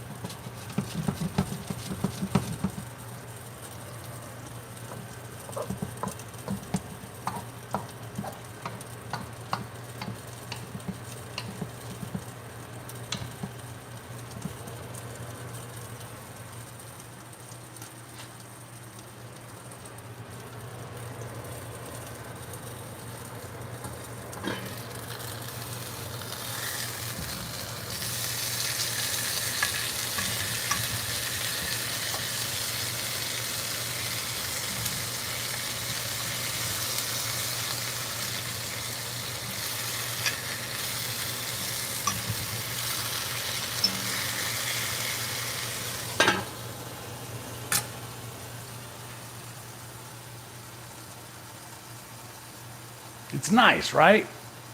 It's pretty nice. I think it's nice.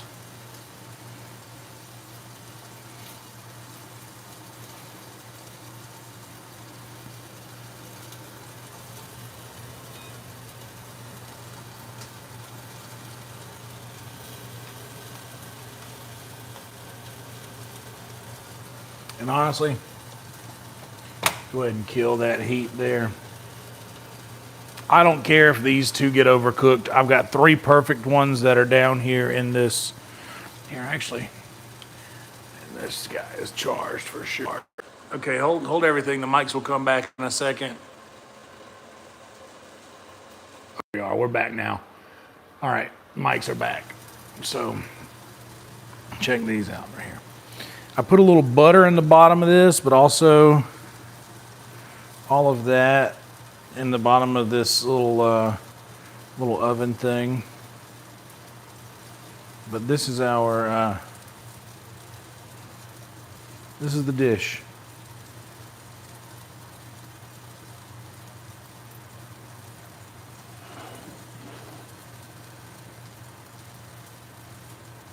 Not bad, yeah. Not bad.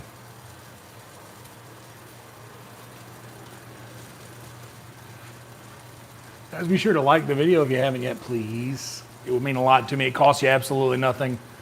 Helps me out more than you know.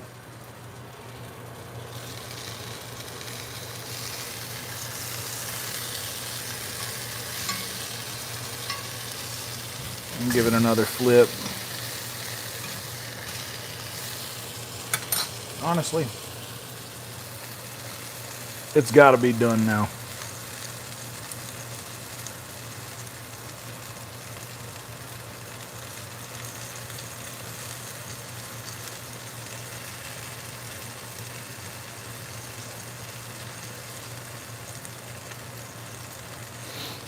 Honestly, yeah, these are taking a minute to get up to temp, so I'm just going to let them do their thing. I'm going to eat this big chunk of broccoli right here.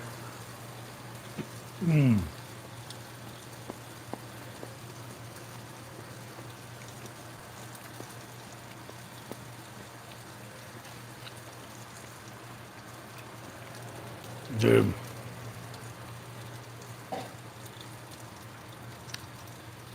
This is really good. This is so much better than I expected it to be. Oh, snap. Hell yeah, Marty. Thank you.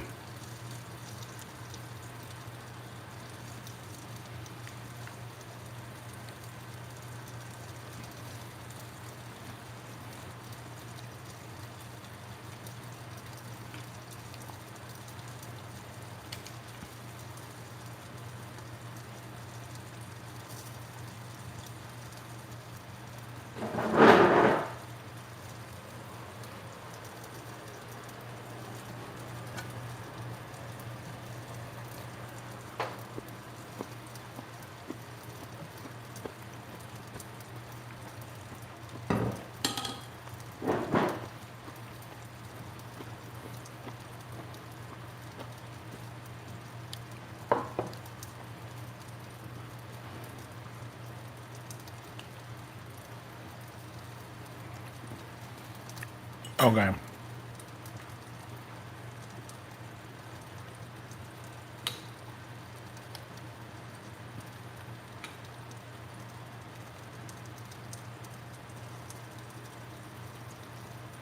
There we go. That's a better angle for you. So, first things first, I'm curious about the chicken. So I'm just gonna go on in here and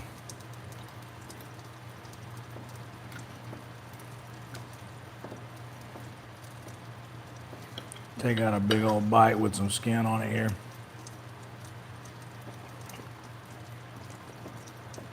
Man.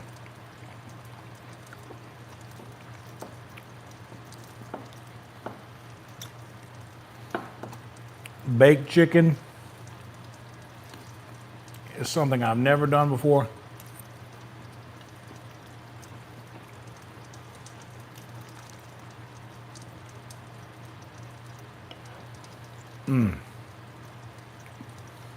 But I'm telling you, this will be something that I will utilize again.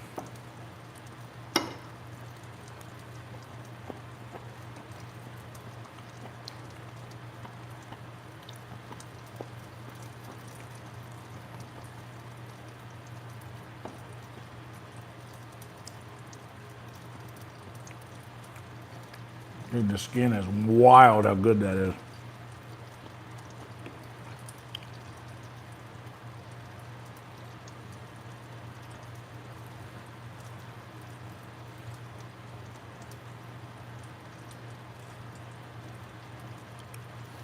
Got those beautiful dark meat pieces there.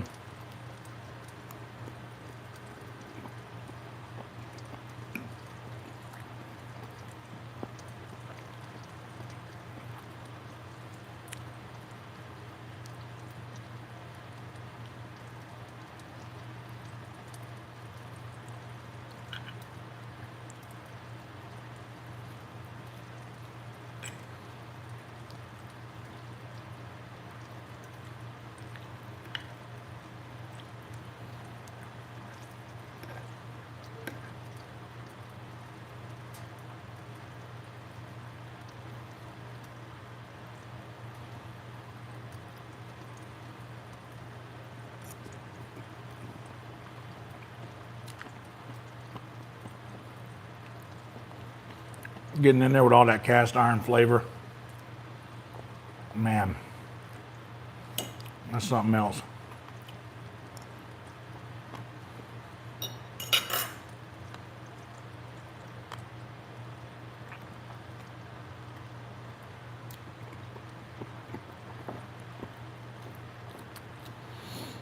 Yeah, I'm not used to doing the whole leg quarter like this.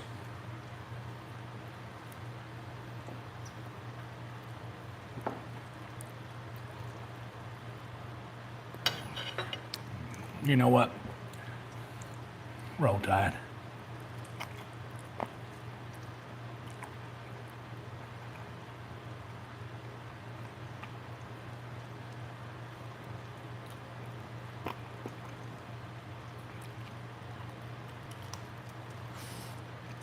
That was hot. There we go. Oh yeah.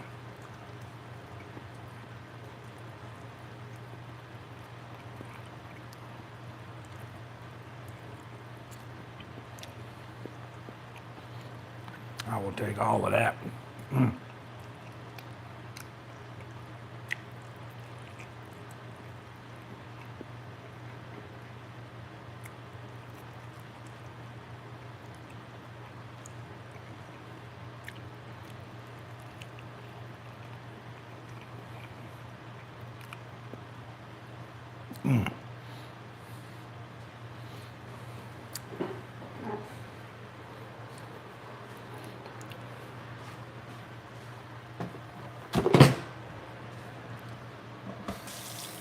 Gotta wash my hands. I got distracted with the chicken.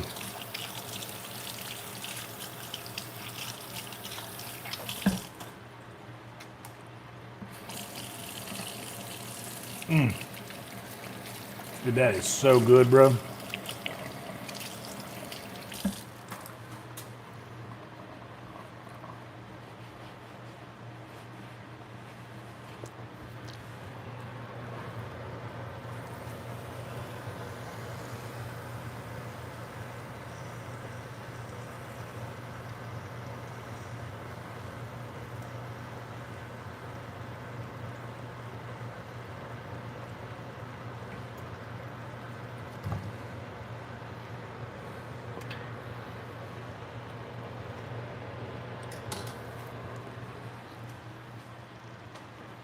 You better believe I did this. Bruh, you really should have a bite. I won't even care if you take a bite and don't eat the whole thing. Oh, the chicken's in, huh? Yep. This one. Oh.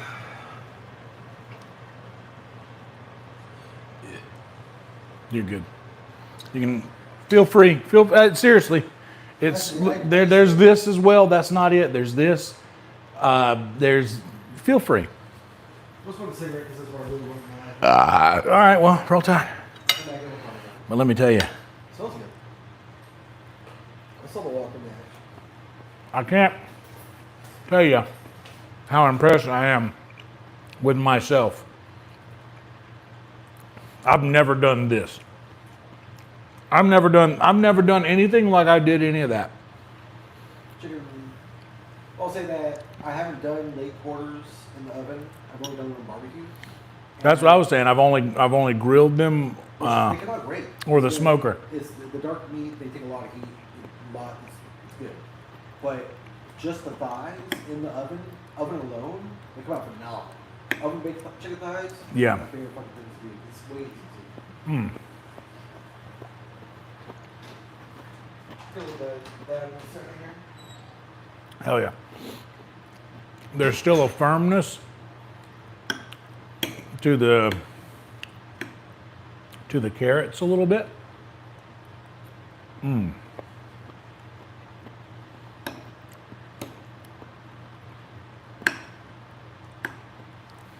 seriously, man, take a look at this bite right here. Look at that.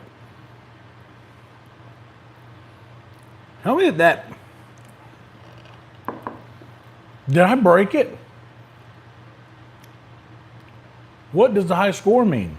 Honestly, this is good that these carrots still have that, because it's right at the line to when it would be too much for me almost.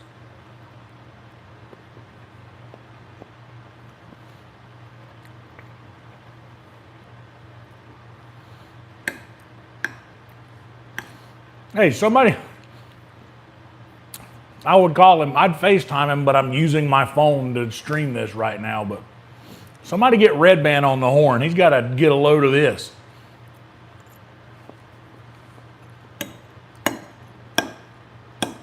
I hadn't taken a single bite of onions and mushrooms yet, but I'm about to take the bite of onions and mushrooms. Dude, upon first impression of that bite, I noticed two things immediately.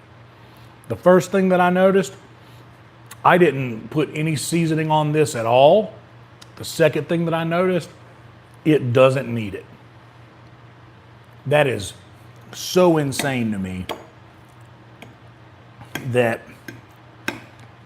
literally all of the seasonings from the skillet, just the chicken that was cooked in the skillet, that's all that this was seasoned with.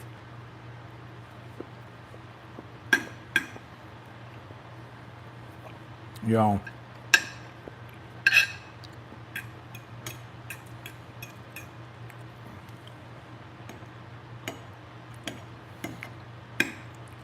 Dude, you're still going to be seeing me eating mountains of hot dogs from time to time, because I won't turn my back on my heritage. But this is going to be happening a lot more often.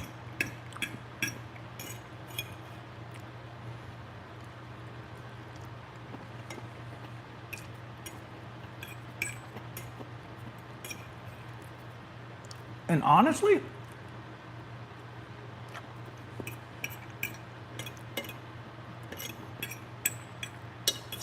the only real difference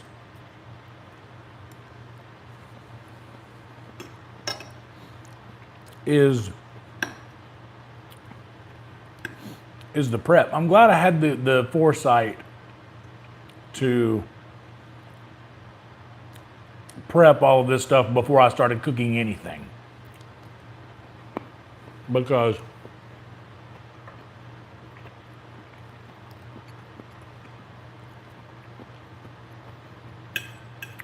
having chicken in the skillet while trying to wrangle vegetables, I'm glad that I did this run this way, so that going forward I'll know what I need to do and in what order.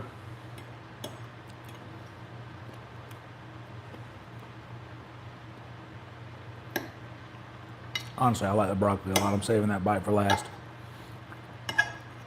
Ah, the squash though.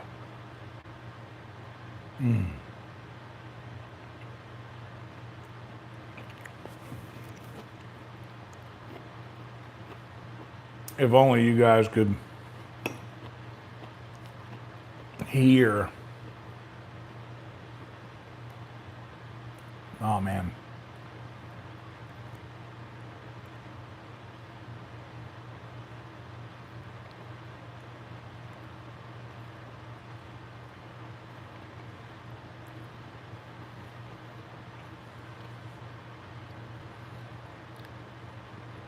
This is a very good meal. Literally just vegetable, just protein. A little fat. That's it.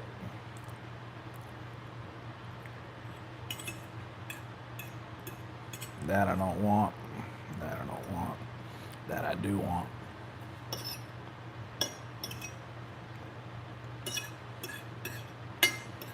I want this bite of vegetables that's been laying under this piece of chicken so bad. Oh my Lord.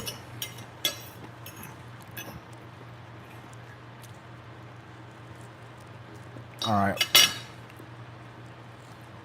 Name one way to do this now.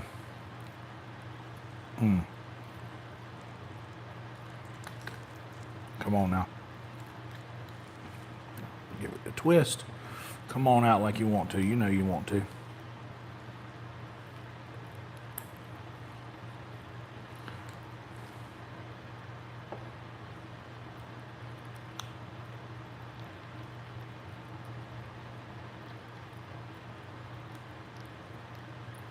One, two, and pop. Nope, didn't work. You're gonna have to keep twisting this thing, huh? It'll come off. There it is. Oh yeah.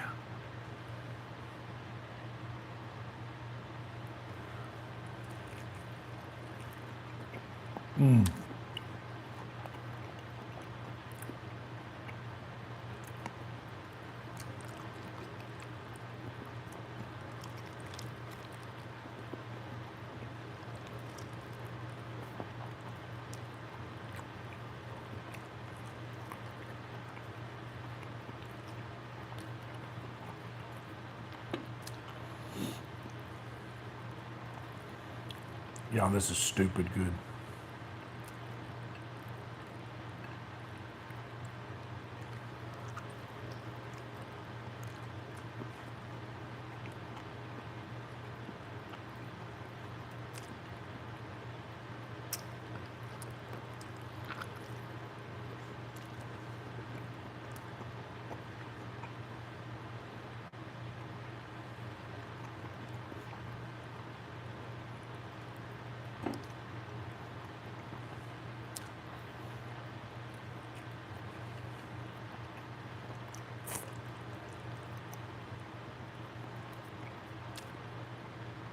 Well, I tell you what.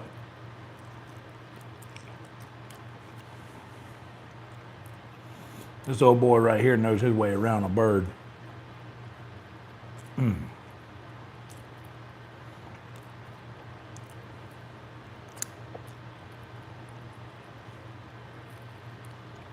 Y'all, this is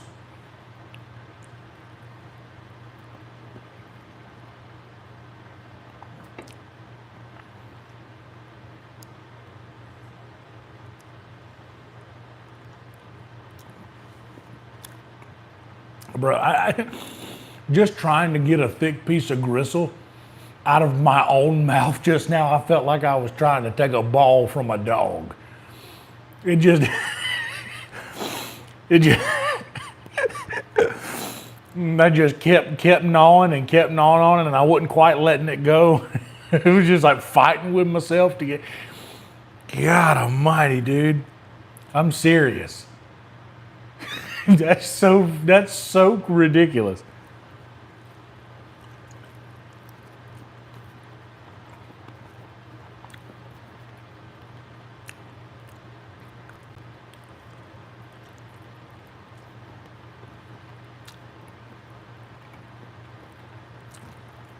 It's like I had my hand on it, but I kept chewing.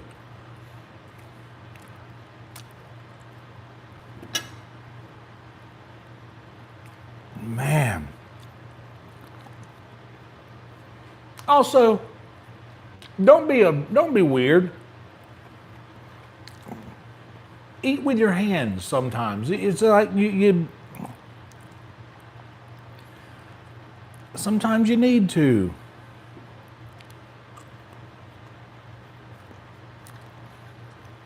And dude, your hands will feel what's good to eat and what isn't. Dude.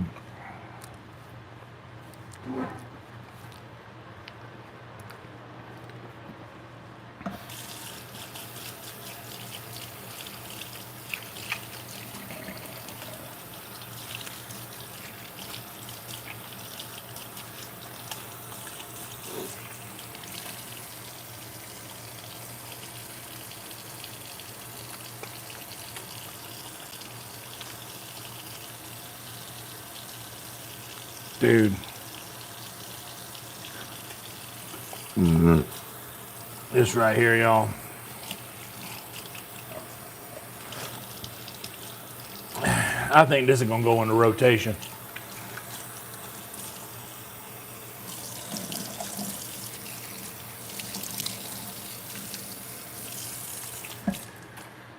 Yeah, this has got to go into rotation right here.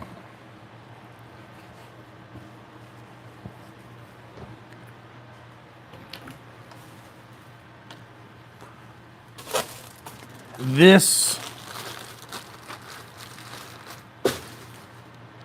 that I am not used to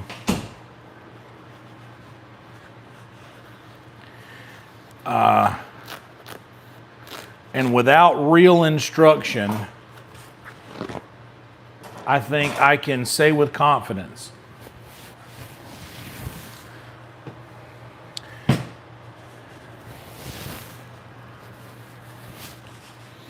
I'm pretty sure that this is the greatest meal without direction. Like for a first time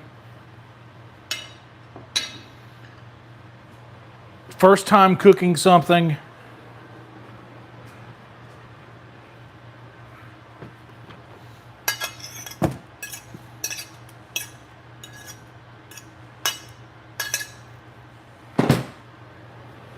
This is the best meal I've ever made. First try. Like, I'm gonna be honest, dude. I put nothing on the mushrooms and onions. I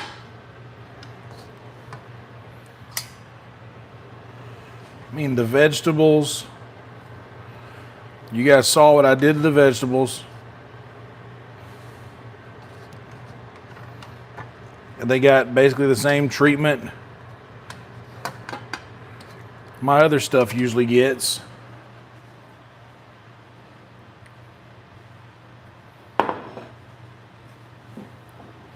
And like, look at this. Is Velvet here? What's up, Velvet? I give you permission to skip back a little bit so you can see the beauty of what we made. I should have taken a picture, but instead I just got a nice frame of it so I can screenshot it from the video. The carrot, like, look at the resistance here.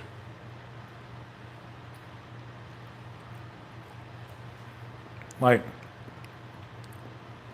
the thicker slices of the squash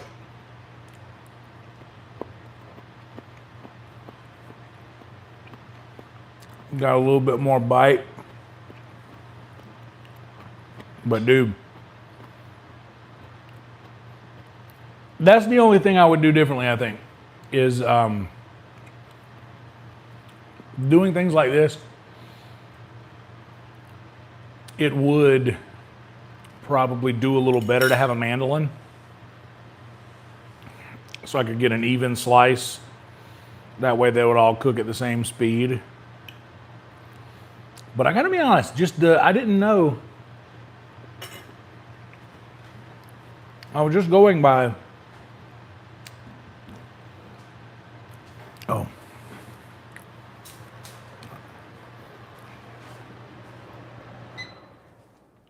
Oh, do you feel that? Oh, do you feel that thing that we forgot was going? Oh, and then it's almost like, oh, it's part of your life. And then something comes along and just takes it away. And you're so thankful for that. You're like, man, I didn't even know that was aggravating me.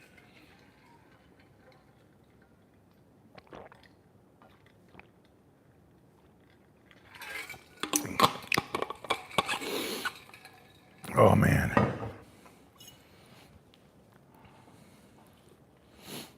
All of the things that I decided to do,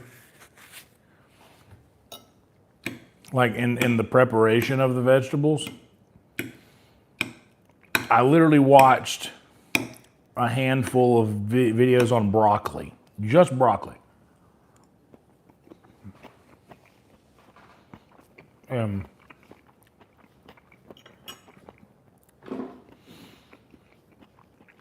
And one of the more fancier videos, or I guess fancier chefs, did this thing where he just went straight into the skillet. He oil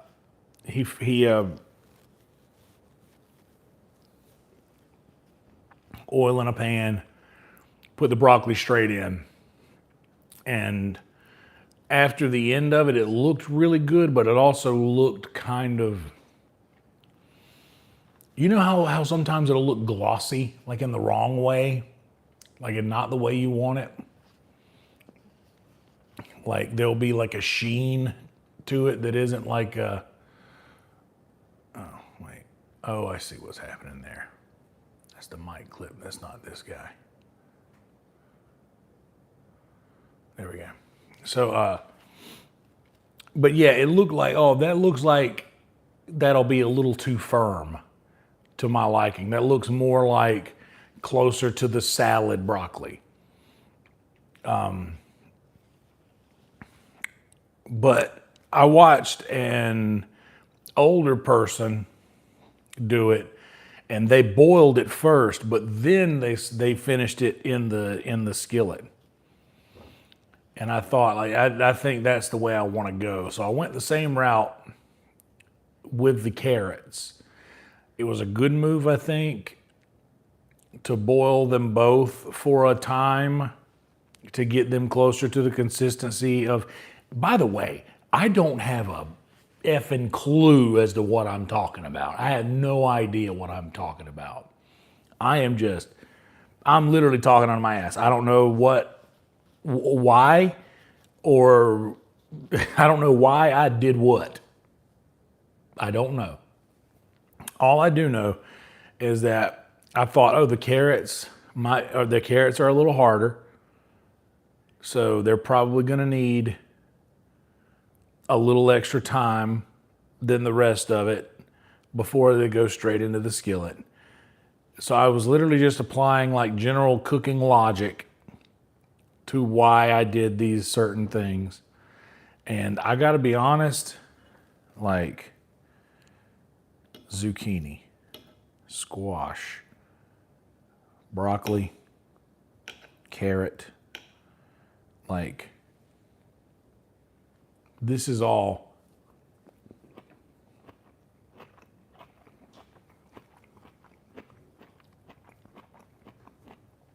of those things have the same, like,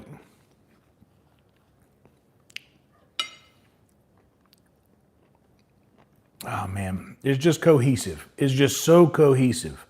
There's a $10 word for you. These are just, this is, and I keep saying it, I'm going to keep saying it, like, I don't like, you guys know I know what I'm doing when it comes to like the gravies and the things that you've seen me cook, but this was outside of my wheelhouse. No clue what I was doing. And dude, with no real direction and me literally kind of just doing what felt right,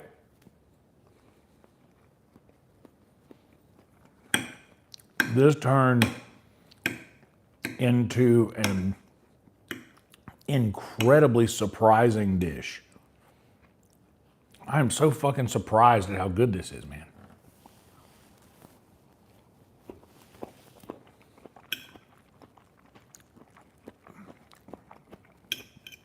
Dude, the mushrooms and onions taste like steakhouse mushrooms and onions. You know how like you can actually, if you cook something at home, you know, you end up salting it considerably, but at a restaurant they tend to undersalt things so that you get more of the flavor of the thing. That's what this is giving right now. Like steakhouse.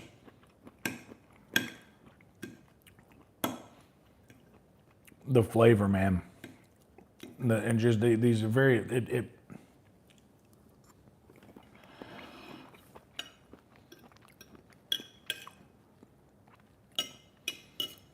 this meal, you're right, would probably like a little rice maybe on the side. Maybe some steamed rice and like put some of that mushroom and onion on top of the rice with a little bit of the juice from that. Whip that around together. I think that could be a restaurant dish. That could be like a meal.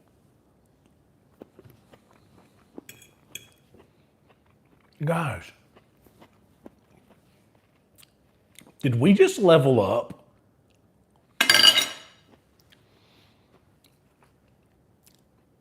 Did we just level up?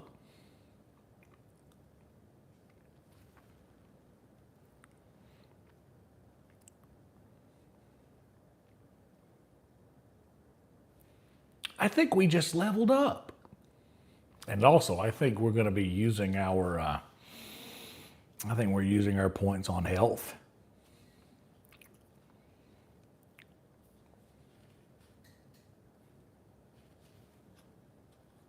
Maybe even stamina.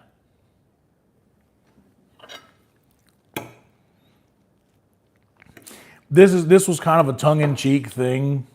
I'll tell you what. I'll tell you. I'll be honest with y'all. I'll be real. I'll be real deal Holyfield with you here.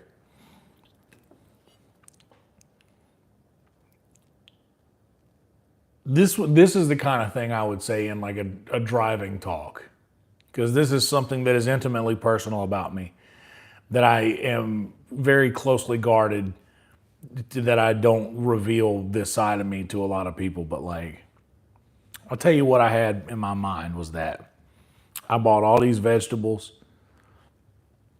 I was gonna cook this thing and I was gonna fuck everything up. And I was gonna be able to say, look, Red Man, look at what you forced me to do. I did this. You wanted me to do this. Spiteful, you know. You wanted me to do this, and here I did it. And I screwed everything up. It didn't turn out good. That's why I don't cook with vegetables. It was awful. It was disgusting. It doesn't taste as good as hot dogs. It's not as good as a Red Hot.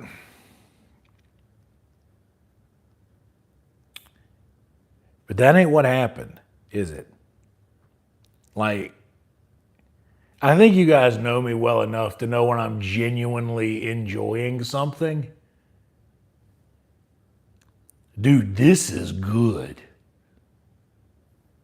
Like, I'm usually saying that when I'm sitting in front of a bowl full of gravy and rice, or a chicken thigh drenched in gravy, or a perfectly grilled hot dog and a perfectly grilled bun with perfectly applied toppings. I usually don't say stuff like that when I'm sitting in front of a plate of vegetables, but this is good.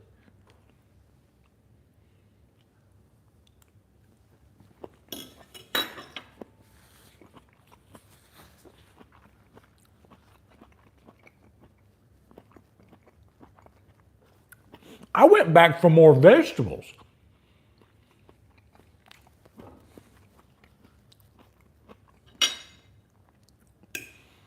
What is happening? Did someone drop a portal?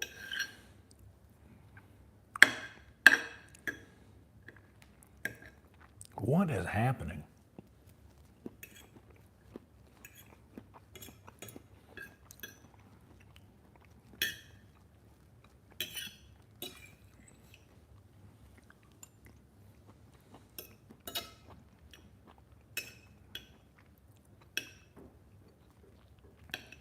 Man, I gotta be honest, dude.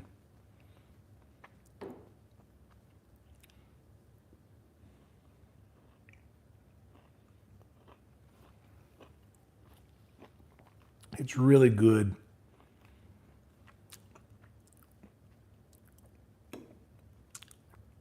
It's really good to taste these textures again, but I am so proud of myself for creating this.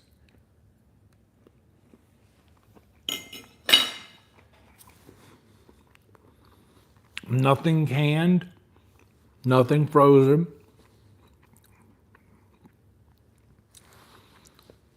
3 whole carrots, 1 whole zucchini, 1 whole yellow squash, 1 entire crown of broccoli, 1 whole onion, 1 package of sliced mushrooms. I guess that's something that but still, that's how it comes. All fresh produce.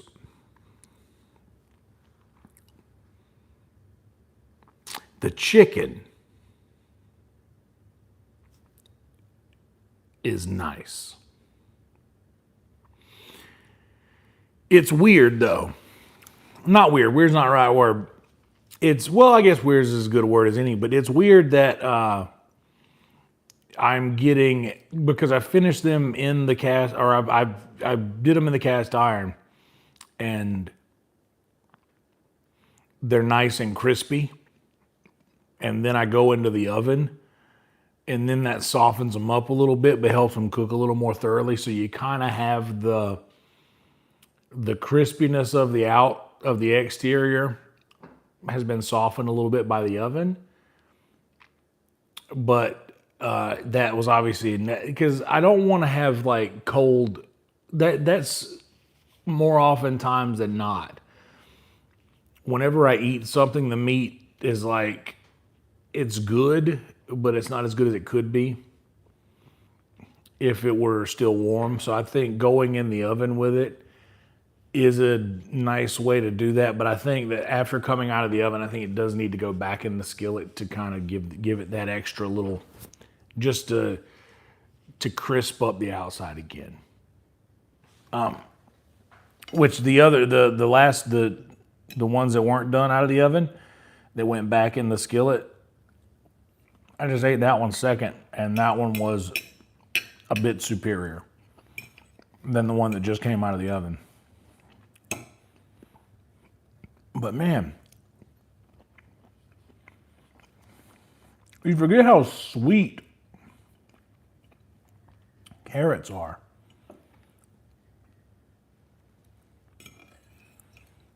And honestly,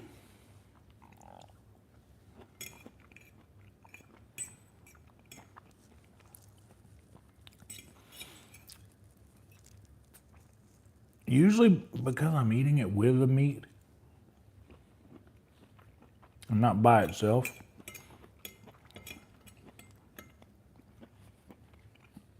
you kind of forget how much of a meat quality the mushroom flavor takes on. Like, it really, by itself, has a nice meaty flavor. Like, it just tastes, like meat.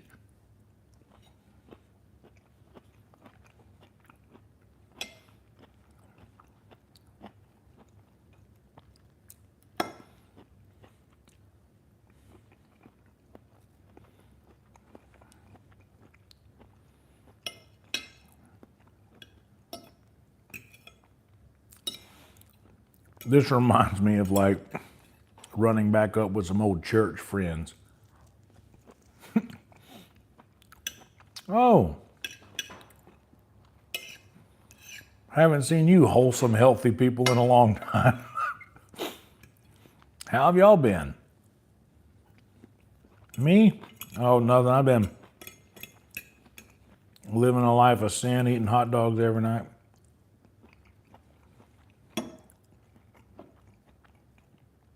I like the firmness in the carrot. Taste the firmness of the carrot and the zucchini.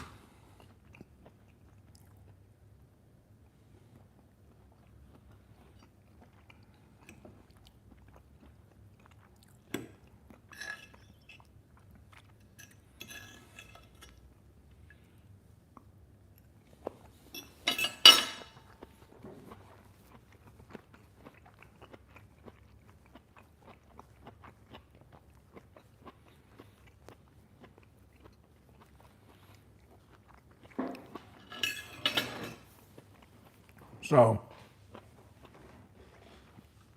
for a quick recap,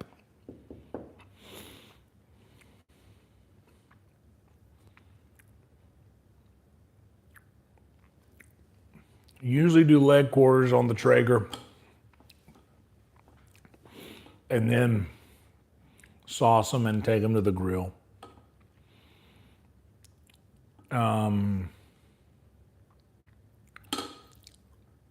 Never make vegetables outside of the onions. Onions and mushrooms I do. Onions for sure a lot more often than the mushrooms as well, but definitely onions I'm comfortable with doing in the cast iron. And I guess I make chicken in the cast iron on the regular, so like that's not too foreign to me.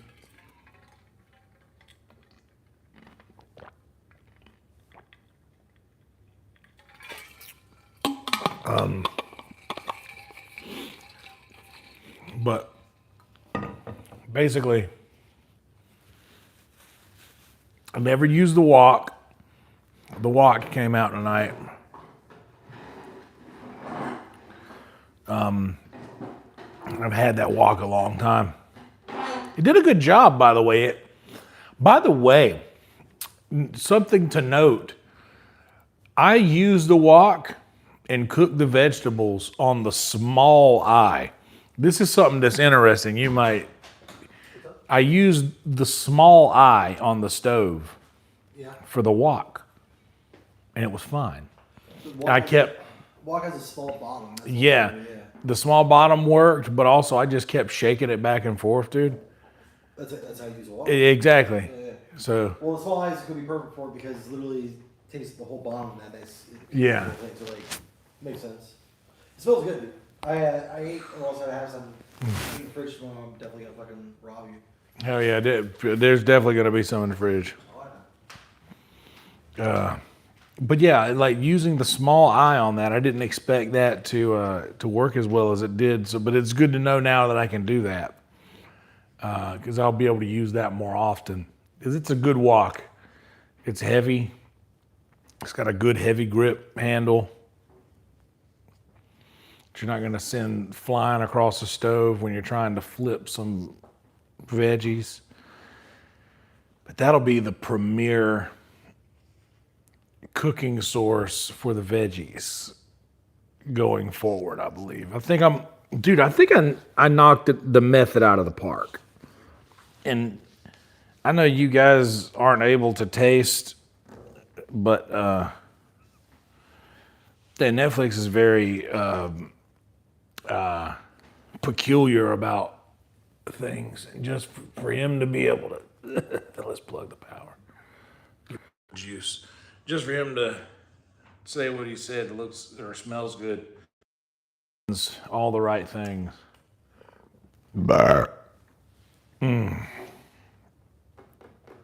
I do have some dishes that I gotta wash. Whenever I decide to get up, I reckon. Maybe another sip or two of water. I'm gonna try this time, man. Like it's This is going to be tough. It's going to be a shock. I'm probably going to get angry. I'm probably going to get short with people. I'm probably going to be a little ornery.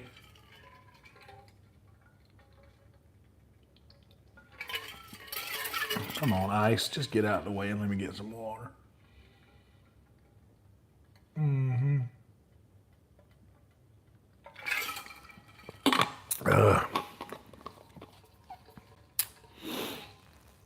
I'm probably gonna. I'll probably be getting ill because I'm gonna be going through a withdrawal of sorts from the sugar. I'm really trying to step away from the soft drinks. I was so good. I posted this thing about the. I had 3,420 days alcohol sober. And I was just like, man, I did that. You know, I wasn't planning on, or I mean, I didn't think I could, but I did. And I'm in the same situation with the soft drinks. I didn't think that I could, but I can. Because for the longest time, I didn't drink a soft drink for like several years. And I was still eating fast food and like all this other stuff. I was just drinking water. Like that was it. I would not drink soda. I drink soda water. Like I would not drink any sodas at all. But here when I got to Austin, man, like I was scared I was going to drink booze. Scared I was going to go the other route. And that terrified me. So I was like, you know what? Have yourself a 2-liter of cherry Pepsi. But man, they're so good. They're so good, but they're so bad for you. Like I know they are. I know that I've gained a lot of weight since I've started back drinking the sodas. As weird as it sounds, the amount of food that I eat now is not astronomical compared to what I used to eat. That's been pretty consistent. But what is not consistent is polishing off a 2-liter of soda every night. And that kind of that started to work on my brain a little bit because I would be on the way home and I'd be like, oh man, do I have enough money to get a 2-liter on the way home from somewhere? Like, what am I going to drink? And that's such an alky thing of me. And that's not what I'm about anymore. So I think that I'm putting my foot down with myself on this one. I'm putting my foot down while I still have both of them.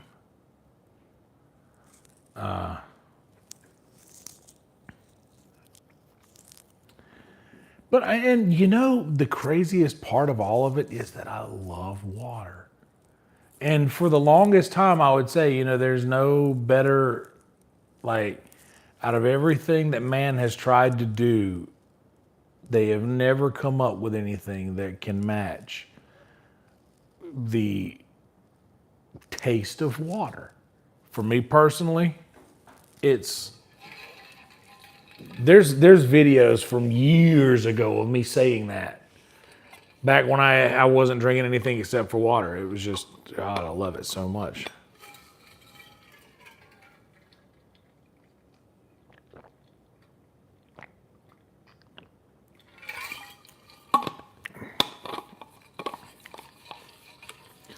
I'm really feeling like this whole situation is wrapping me in a nice warm hug right now. Does anybody else feel that?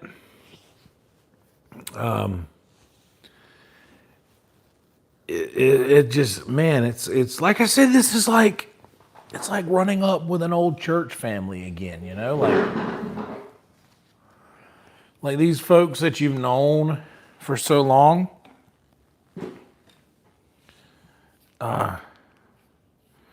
How's that?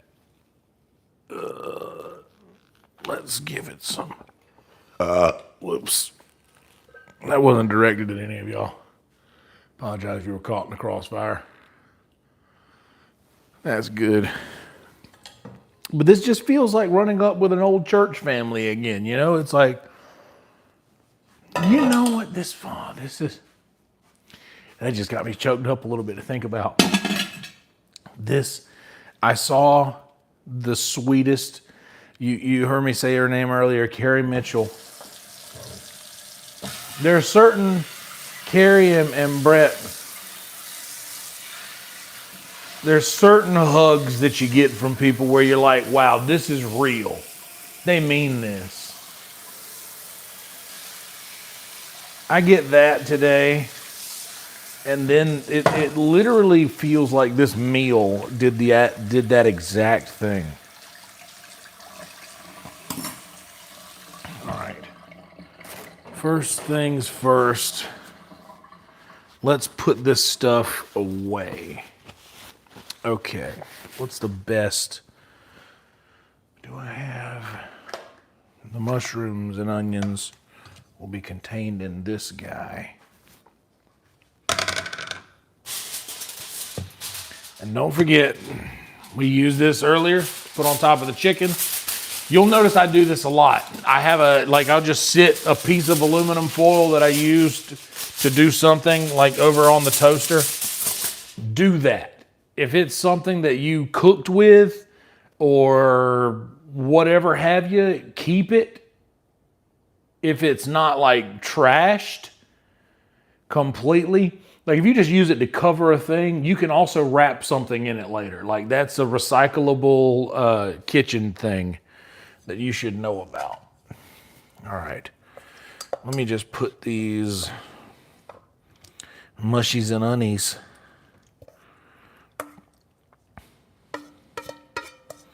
in this guy here. Are these gonna go? I think we're gonna make them go.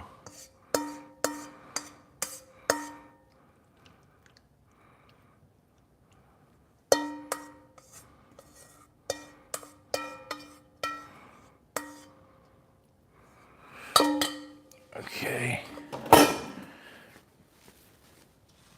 We got a little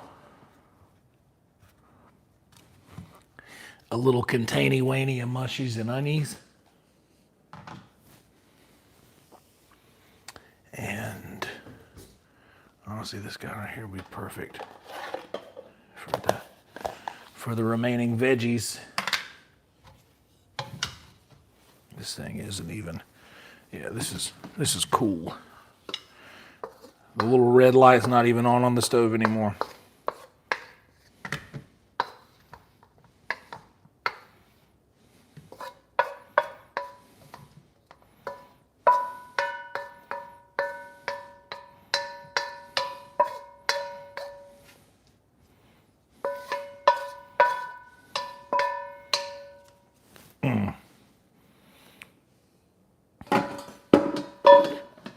So let me get this plate out of here and put that over there.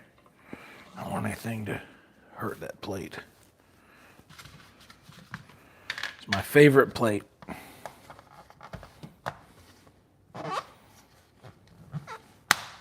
Oh boy, it's been a long time since I packed up leftovers like that. Wild, right? What a time to be alive, folks. Okay, you can go up here next to the water jug. Oh, I forgot about my baked potato salad that I had.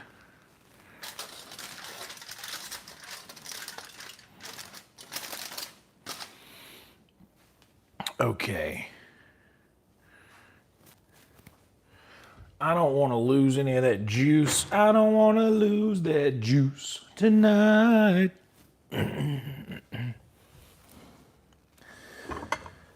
Perfect. This guy will be perfect for the chickens. You know what? Thermometer's still out and dirty. One chicken down. 2 chicken down. And yet a 3rd chicken down.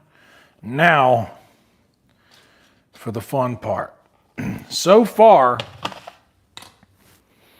this pan is still clean. Now when I lift this up with this liquid in it, pan's still clean. Now we'll get that juice all down in there on that chicken. And this mess contained. And guess what? Grandma's dish, still nice and clean here. No need to do anything to it.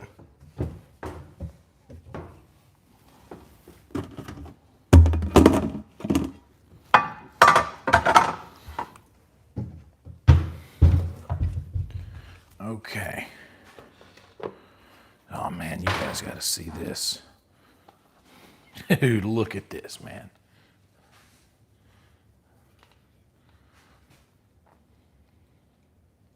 How you like that? Get a load of that. How you like them apples? Not bad, right? That is a cool casserole dish. I don't know where it came from. It's not mine.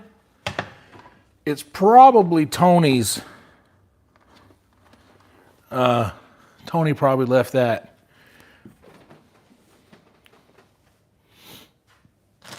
And I am grateful. What is this? Oh, that used to be gravy, I believe.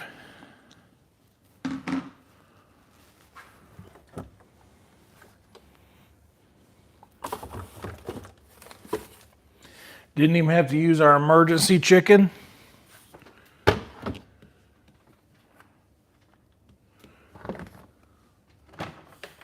So that rules.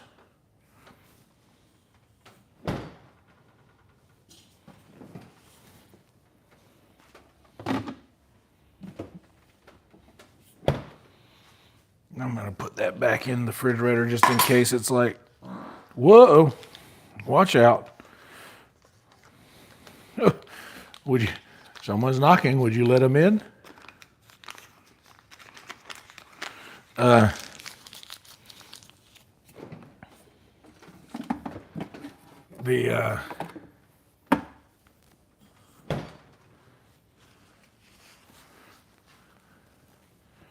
What was that shit? What was I just gonna say?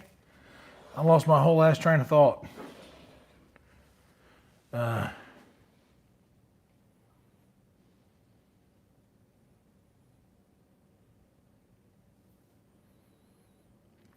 I was literally like in the middle of like a deep thing. I'll get it back. Hang tight. Oh. Some of the stuff in the refrigerator.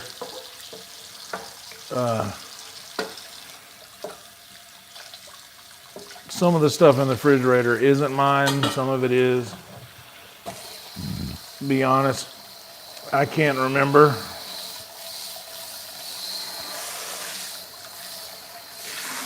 So, until a further review, we're going to leave that thing in there.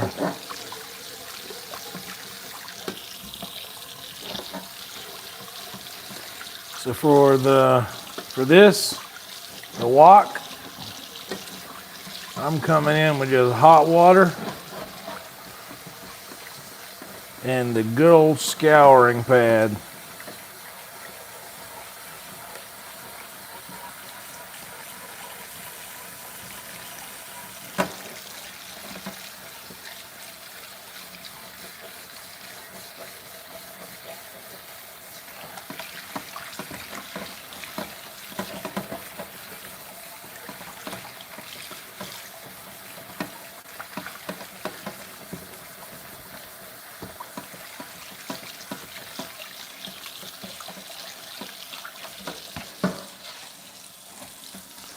But the wok does get soap. I will use soap on this. This is stainless.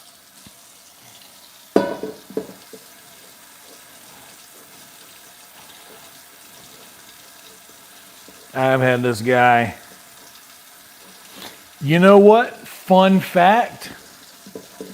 I bought this wok the same night I bought my cast iron skillet. I remembered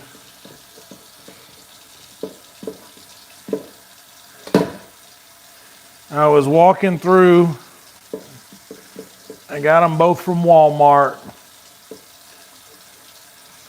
This big Musa brand, or E-Musa brand wok was right next to the cast iron skillets, and I thought, well, I don't have a cast iron skillet. I should get one. I missed the one my granny had that she gave me.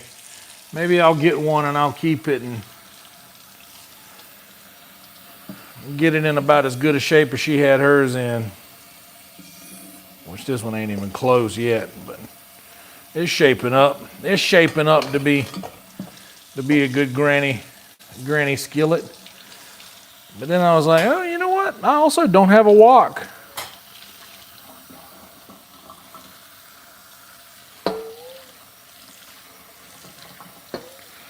Got them both the same night. Walmart in Garden City.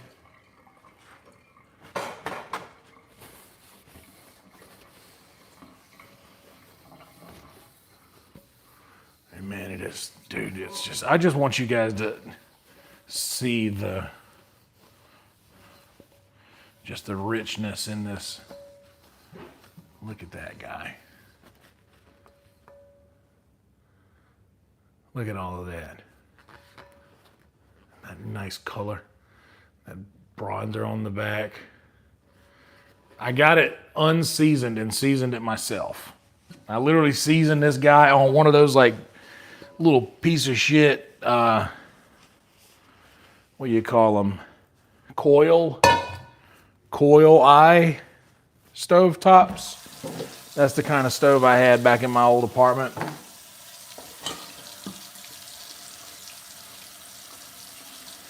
And I used the stove top to season. You can see it. You ever see those videos when someone burns when someone's like burning the forest bed and you just ignite it and the fire just kind of like sneaks across? That's sort of how seasoning a wok from scratch goes. Like if you want to get good seasoning on it, you just got to get that sucker hot. And I mean hot.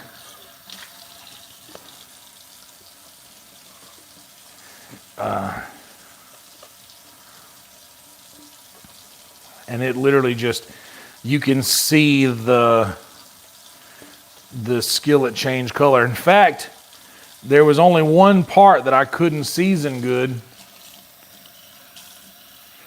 which was right around the handle. So I took a torch. I had a blowtorch.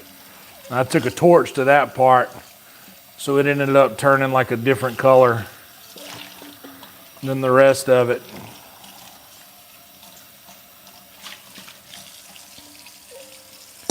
Man, there's that.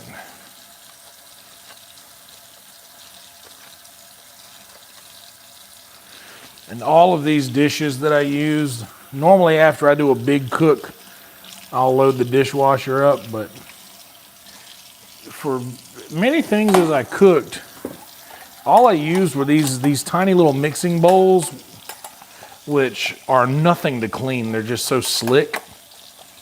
Nothing really sticks to them. These are good. I would say like a nice little set of mixing bowls is such a nice thing to have in the kitchen.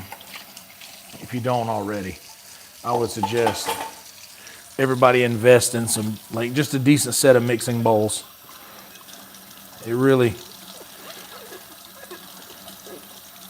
And rarely ever will you use them for actually mixing things. Just a good set of like steel mixing bowls. I'm sure you could get a matching set with all the sizes for less than 20 bucks. That's a good thing to have. Netflix likes to use the Ziploc bag for like a trash bag. A lot of chefs, like in your bigger restaurants, will use something like that mixing bowl, or like one of those square, what do you call them? What are those square containers called? Like a carafe? Is that officially what it's called, a carafe? No, I guess not though. A carafe is more like a thing for serving liquids, right?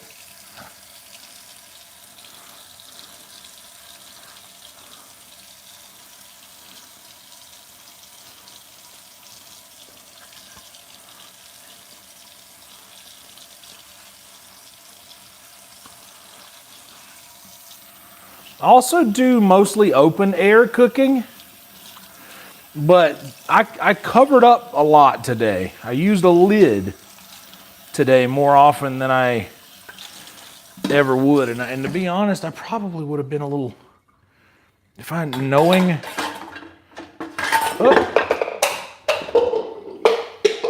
well, that happened. Oh, at least both of them landed right on the floor where you put your mouth.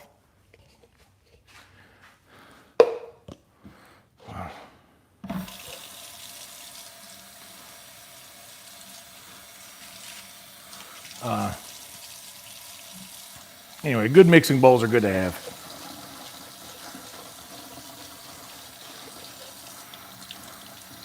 These were already clean, they just fell on the floor.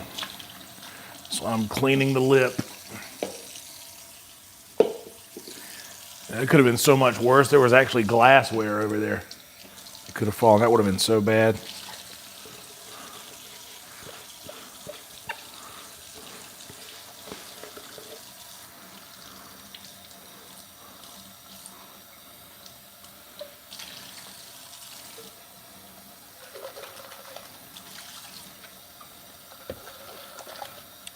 Shout out to the homies at Terry Black's.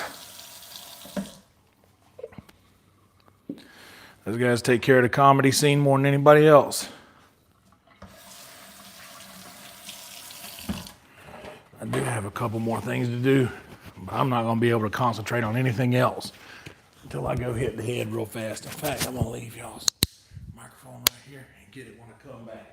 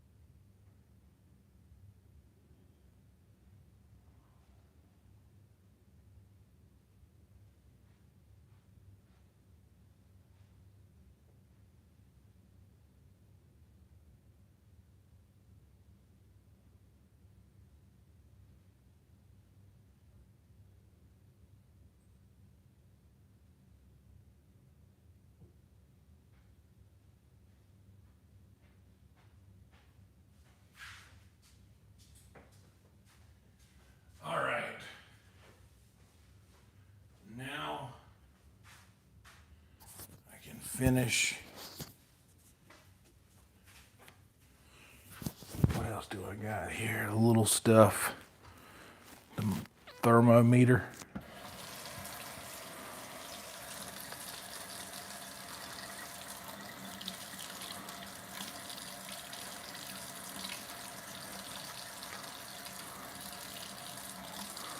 Guys, do indeed, if you don't mind, like the video, subscribe to the channel. If you haven't yet, that would mean a lot to me if you could. We usually play games over here. We do all kinds of things, honestly. I'm going to chill here in a little bit. After we get done doing this, we're going to go back into the office. I do have to work tomorrow. This is a surprise stream, by the way. This was not going to happen. This was a total impromptu thing. I was just going to come home and cook these vegetables and make some excuse for why they were bad, so I'd never have to do that again, because I don't want to, because I'm a child. I'm a man-child who thinks I know right for myself, that is just too proud to admit that someone other than myself could also be correct about a thing that I'm doing in my life differently than how I should be doing it. But instead, I said, you know what? I'm sick of seeing this watch hours number go down. I'm sick of seeing this view counter go down. And I want to cook something that I have never cooked before. And damn it, I want it to go well. So I'll be damned if that ain't what happened. We cooked something I never cooked before. And lo and behold, did there appear an angel of the Lord? No. There appeared a delicious and beautiful meal. A succulent Chinese meal.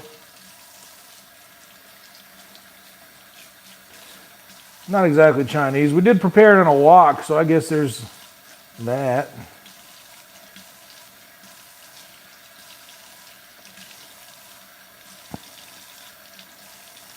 But a lot of the times, we're not playing video games or cooking or hanging out like we're going to do here in a minute.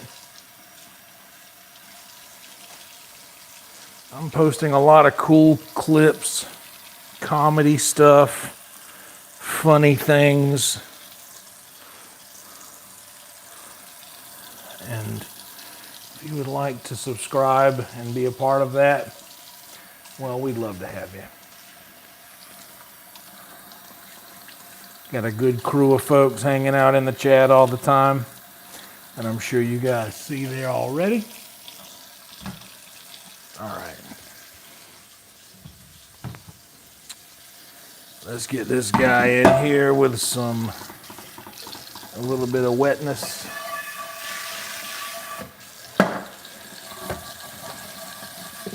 Now I'm gonna have to hit a little bit more elbow grease this time around, because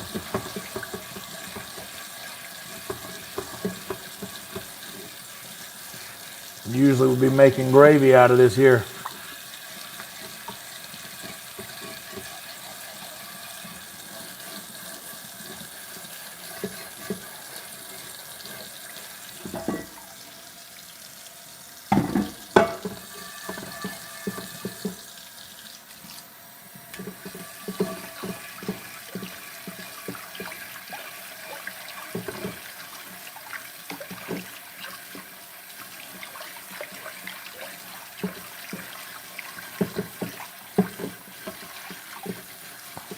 I'm going to make sure to go all the way around here, since usually I would have kind of taken care of all that.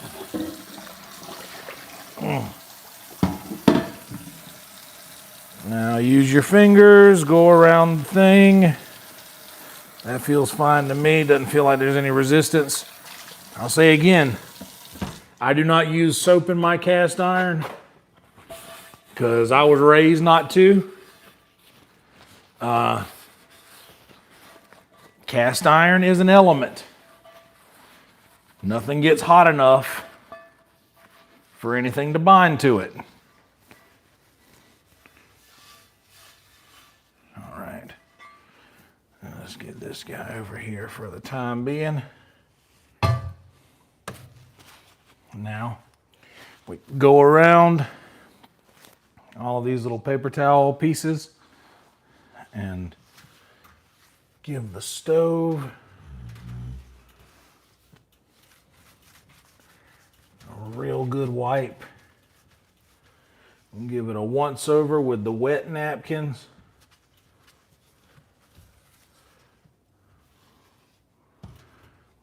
To get all the gunky mess that's up. And then come behind it with the dry napkins.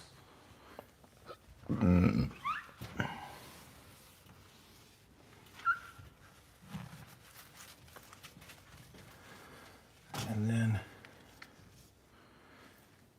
give it a good second wipe. Are we done there? Anybody who knows me knows that we are not done there. Here's what comes next. Next, all that sponge we were washing our dishes with, this is our final dish. If it's good enough to wash your actual dishes with, I squeeze most of the water out of it.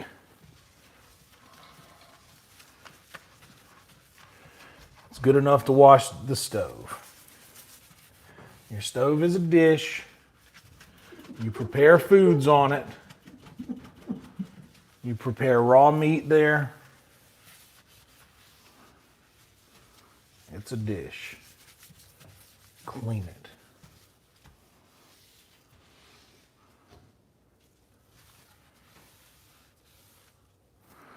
Got 'em.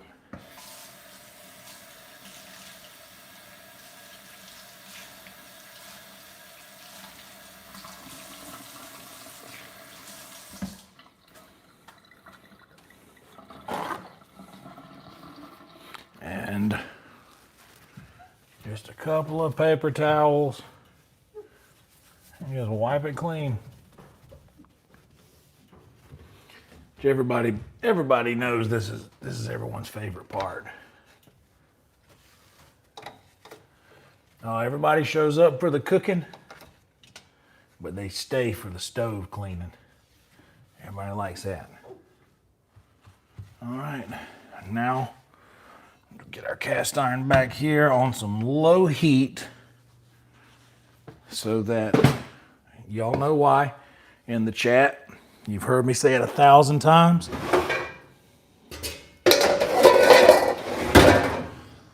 So that any moisture that might still be trapped in this vessel will be heated out.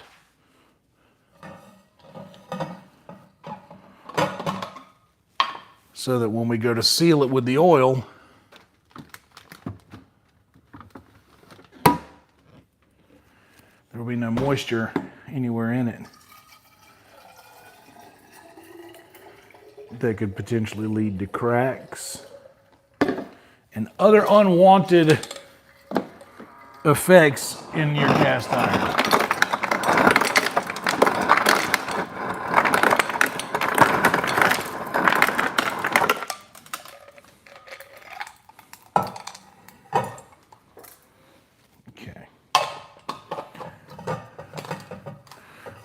Water jug full. Let's replenish the pitcher. You might think, bougie? Yeah, I'll say. I put filtered freezer water into my Brita pitcher. The water is filtered in the filter in the freezer, and then it runs through a second filter in the Brita filter. That is what I carry around in that jug with me all the time, that y'all always see me have.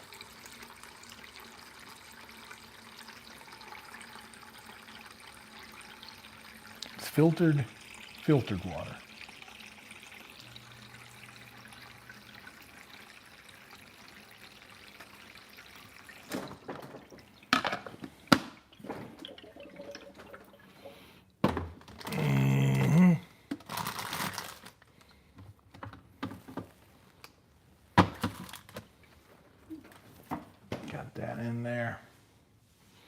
That'll be good for there. And honestly, nobody uses a toaster. I am going to just leave this piece of aluminum foil right there. Grab that. Grab you guys. Are we ready?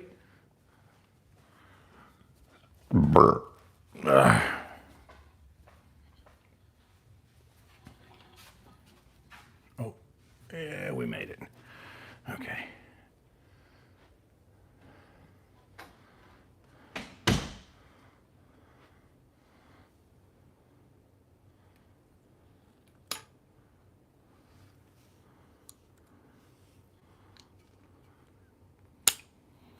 That and this. Bam, there we go. That's better. Now it doesn't matter which way that goes. Got it. All right. Oh, yeah. This mic clip the microphones. Hold on.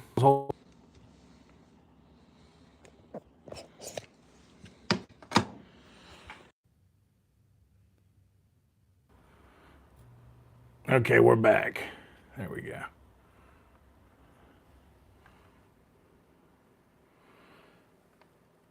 There we go. Okay.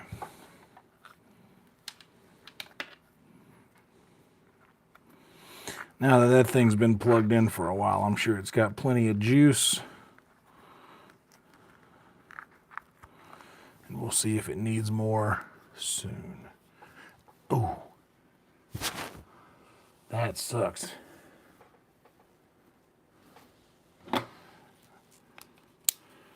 No portals tonight, Jason. No portals tonight. We're just going to hang out here for a bit.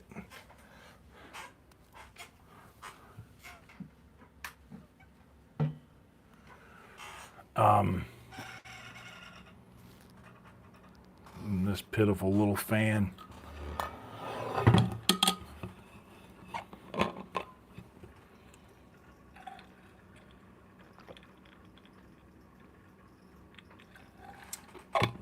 Yeah, exactly, Velvet. This was a surprise stream indeed. I have been taking some time to just live my life a little bit, you know, taking some time for myself. And I hadn't been streaming as much these past few days as I had the few days before. So just know that's a thing. Let me get this guy. It'll be fine to just clip right there, right? Oh yeah, that's perfect. A word from the sponsors, if you will.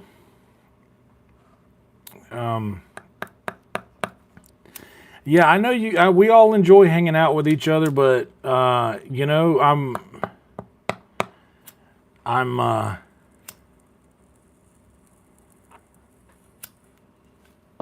sometimes I just need to, you know, watch a few movies.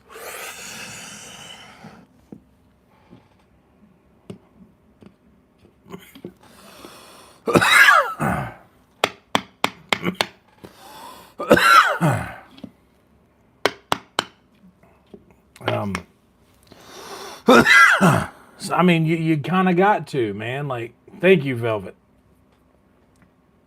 And that's kind of what I'm doing, man. I'm making sure that I'm okay. You know, because I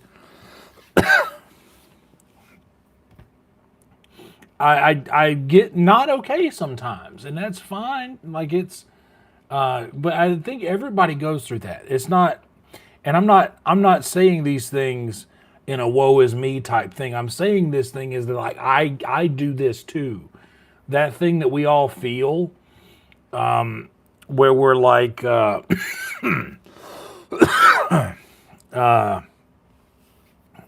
you know, I just don't feel like doing today. That thing that we all feel is okay to feel. That's why I'm saying that. Like sometimes I'm not okay. Like, and I mean not that sounds alarming. That's not what I mean. It's sometimes I just need to like, I don't feel like doing this. I just want to watch a couple movies or watch YouTube for an hour or two and pass out after too much green tea. Sometimes you need that. I told my buddy the other day, like, dude, that's what I did, like I took a day off when I would have been took a day off where I would have been streaming. I would have spent a lot of time playing the game, but instead I did what I needed to do and kind of just chilled out. But that does have an effect. I've been transparent with you guys about everything so far. I'll tell you the effects that it has had on analytics. We've talked about these a lot. My watch time was let me see here. I know I got some recent screenshots of watch time when it was going nuts. I know I have some, so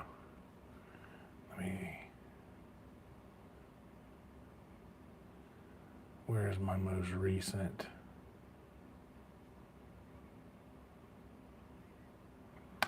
Oh yeah, so like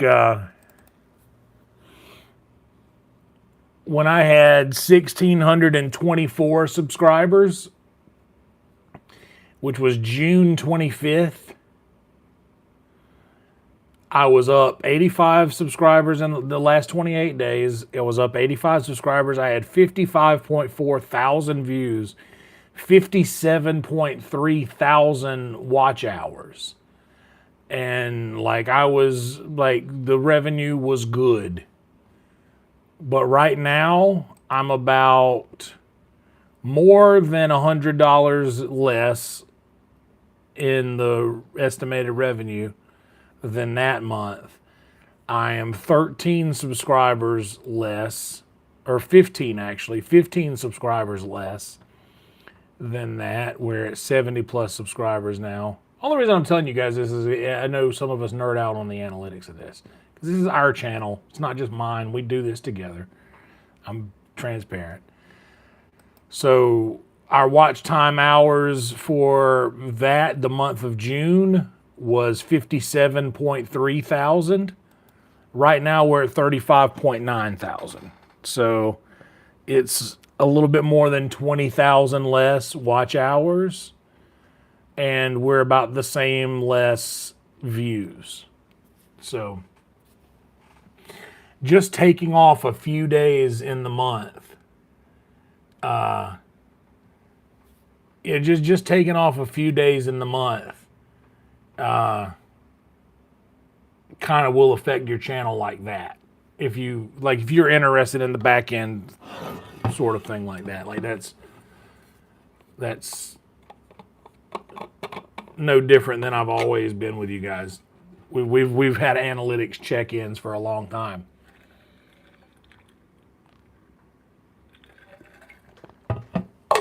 But I'll tell you,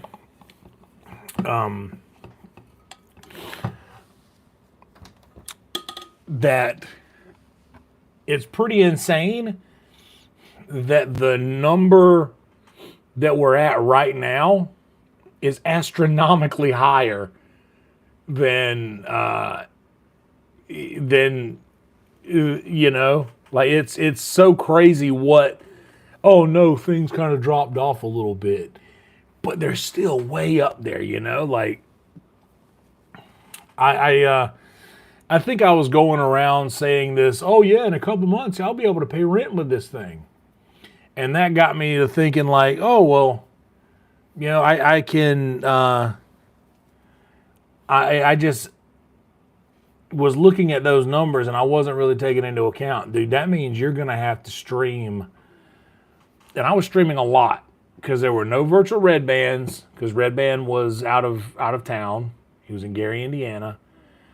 I did take a full week off of work for one of those. Well, not a full week. I took a full week. I worked the weekends, but I took a full week off of work during that time, and I streamed every day. And plus, a couple of those got up to like, I think 2K watching live, over 2,000. And those were great. Those were really good for the streams. Yeah, we're all going to be rich, Steve.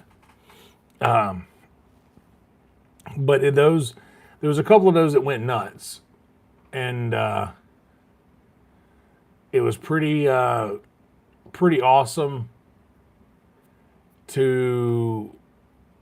it's pretty awesome to witness the channel do this thing that it's doing right now. And we're just this is not, I guess we do get deep a little bit, but this is deeper than we do during the gaming streams when I'm like concentrating on walking through a cave with a drawn bow. But like, it's really cool to see the channel do what it's doing. Like the algorithm is really on my side these days. And that's like something that I never thought I would actually, I guess I assumed that maybe it might if I stuck with it, but I don't know. I guess I kind of almost had given up hope, and I was just kind of doing it for the love of the game, quite literally.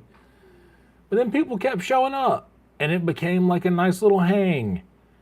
And it was good for me. I'm sure it was good for all of you guys. And speaking of which, I know that this is a give and take. I know that this is like a give and take thing that we all have, where I'll stream and you guys will hang out and we all have conversations and you guys have conversations that when I get lost in the game, you guys are cool talking to each other and basically keeping yourselves occupied when I ADD out on something. But I don't ever want it to be the type of situation to where we both have to rely on each other and that's it. Like if I don't stream for a few days, because that's bound to happen. Like especially if I'm focusing on my brain and keeping everything square between the ears, I might not stream every day. But that is why I have a list of streamers that we have been rating at the end of these streams. That brings me so much joy. Like to raid someone's channel and then you'll see them playing the game and then you get to see them perk up a little bit and it's just so cool seeing a little life breathe into something that could use it, or not even that could use it, but just because I love seeing that. Whenever we get done with a stream, it's one of the and sometimes what I'll do is I might not even get in the chat. I might not do anything or say anything. But it's so cool to just, oh, did we get a raid? Listen, look at that. Oh, cool. And then you just hear them like perk up. You hear a different version of them pop on for a second. And then sometimes I'll just hear that and just have it on in the background and go finish what I got to do, or sometimes that just makes me happy enough and I'm like, yeah, that's good. And then I'll go watch something else while I pass out. But dude, like doing that really makes me feel nice. It's and it's kind of hypocritical to my do something nice for somebody and don't tell anybody that you did it. Just do it and move on with your life. Don't film it for the internet and say, hey, look at this cool thing I'm doing. But this is kind of not, you can't really do this like that. This doesn't really follow those same laws because it can't, if that makes any sense. Like, I hate it when I see these videos of these people that'll go around with their phone in selfie mode and they got like a new pair of shoes that they're going to give somebody, but they're doing it on like with their phone out. So they're like, look, I'm giving this new pair of shoes to this kid at school or something like that. And like, yeah, that's a heartwarming moment. But when you're the one that's filming it, it kind of like diminishes the blessing that you're giving. So what I mean to say is, like, out in your life, in your real life, it could be something so simple as you see a lady trying to rush to get to the elevator and you hold the door for her. It could be anything. Like, that's what I mean. This sort of thing where we get to bless somebody that's streaming live with a number of viewers and give them a little love, but also give our people a little something else to watch and to enjoy. Like, it's a good feeling. I mean, it's a really good feeling.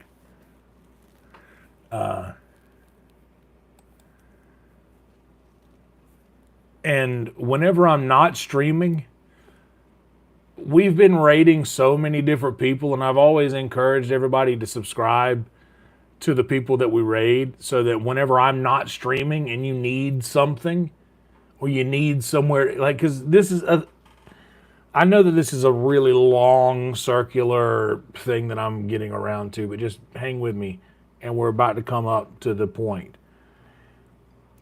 I think that we all that ended up in here probably have one thing in common, and that is that we yearn for human interaction. And that, especially, I've noticed in folks that are like, because I'm one of them.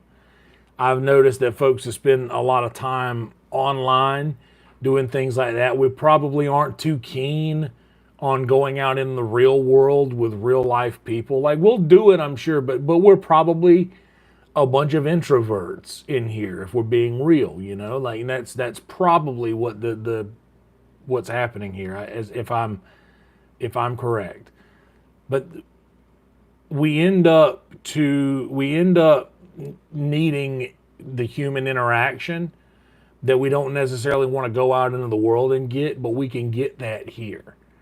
So what I mean to say is that if you guys ever need that sort of interaction, like, someone is streaming.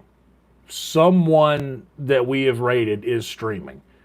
And to be honest, I remember there's been people that we started rating early on when we decided we could do that. Like, it's I've noticed their channels are growing, and I think that the algorithm is a fan of that sort of thing, like a fan of, like, building up the community, or like, it's I don't know, man. Without diminishing the good deed of doing it, I'll simplify it to just say there are places for you guys to go when I'm not here. When I'm not here doing that, when I'm not here doing this, or when we're not streaming and we're not hanging out together in this sort of situation, there are so many other really good streamers like McKay or Nesbitt or Madam Deebs or Mama Gamer. Mama Gamer, the great, like, is Mama Gamer works so hard. She streams so much. Like, always got a stream going. And they always got a pretty decent community of people hanging out in there already, and the little built-in crowds. And like, just like we have our little built-in crowd. Like, it's and I love that there's no weird vibe in the intermingling of our viewership. Everybody is cool. Everybody loves each other. Everybody's good vibes. It's nice. The OG Bunnylicious. I love, dude, Bunny. I loved watching Bunny play those games. The best gun in the West. Fastest no dead eye gun in the West, bro. She was a killer. I felt bad though. We rated Bunny once, and I don't think she liked it because she disabled the ability. That's why we never rated Bunny again. She, I don't know if it freaked her out, or if maybe she thought it was bots. I'm not sure, but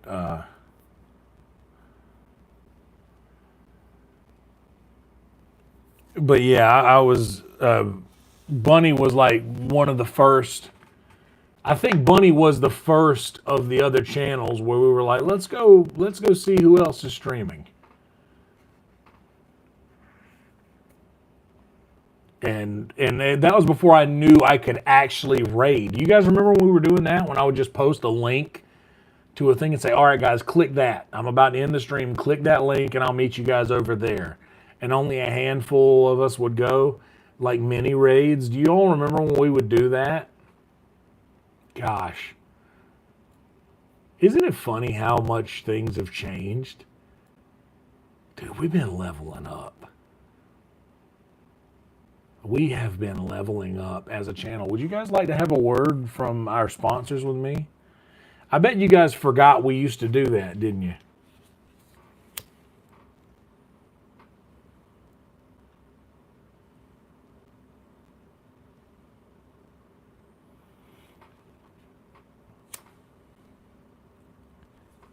Hell yeah. Packed and loaded. You going, you live to me.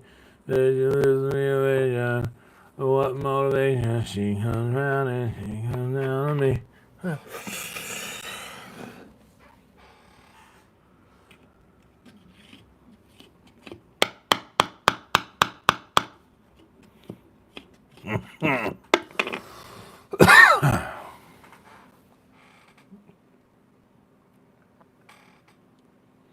Got it.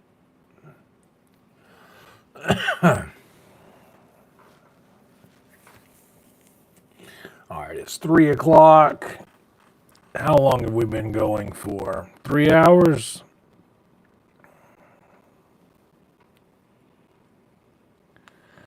Steve, I'm so glad to have all of you guys here.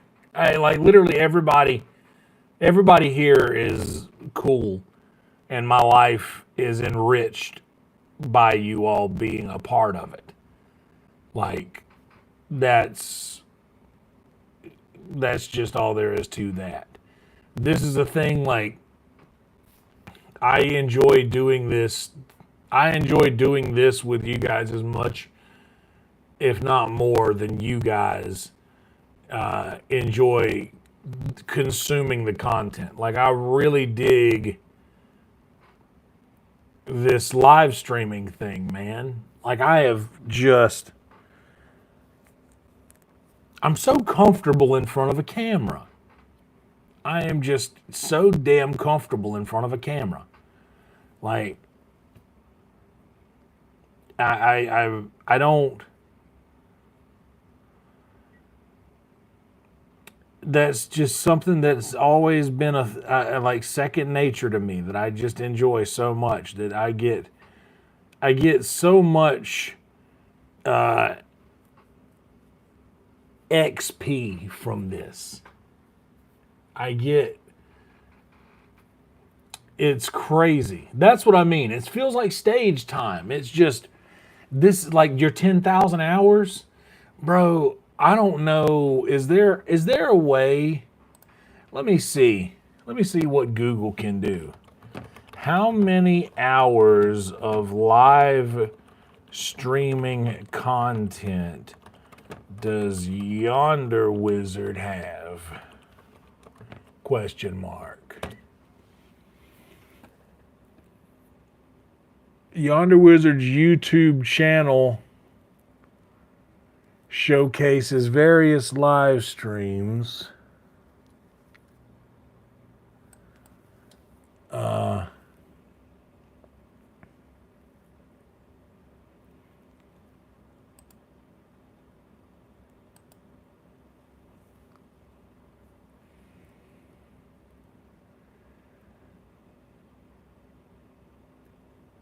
I wonder if my YouTube analytics will have a spot that'll just tell me. It has watch hours, but I wonder what my stream hours are. Yes, advanced mode.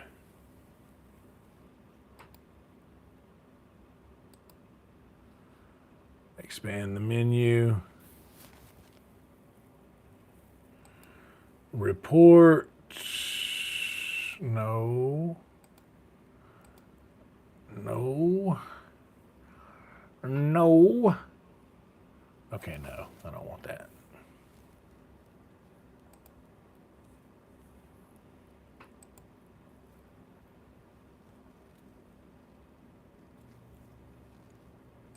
Let's go lifetime.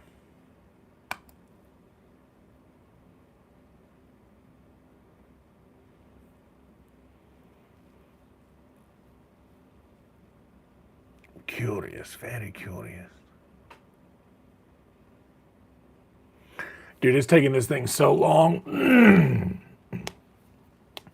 Yo, with my live streaming, we've had 2 million impressions, 189.7 thousand views. The click-through rate is 2.2%. I don't know what that means. And my average view duration is 58 minutes and 37 seconds for lifetime. My average view duration is almost an hour. Which, an hour is a strong amount of time to keep someone around, dude. But I wish there was a way where it would show me exactly how many hours I have streamed.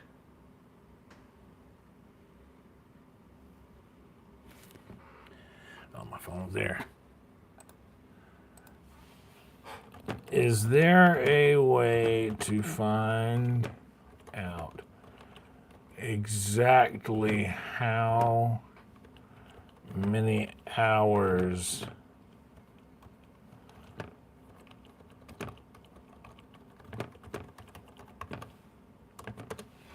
I have streamed on YouTube? I don't want to see how many hours I've watched.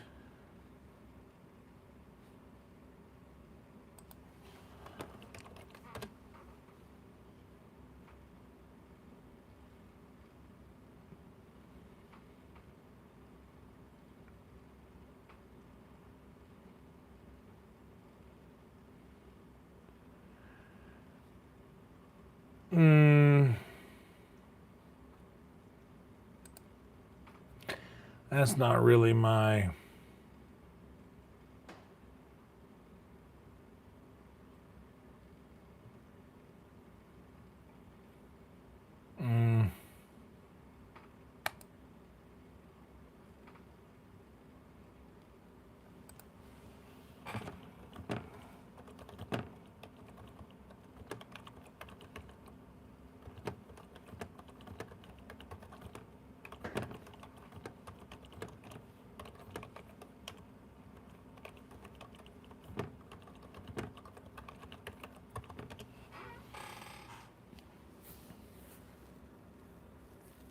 Yes, the total duration I've spent streaming. That's a better way to do it.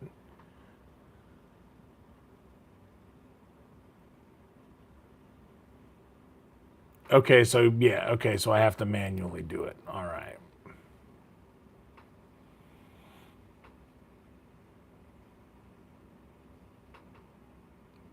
Man, that's a lot of live streams. Anyway, it's a lot of hours. It is a lot of hours, but doesn't matter. I'm overlooking. Dude, an hour does sound astronomical, doesn't it? For lifetime. And this channel is like, I think I did my first live stream like 7 or 8 years ago.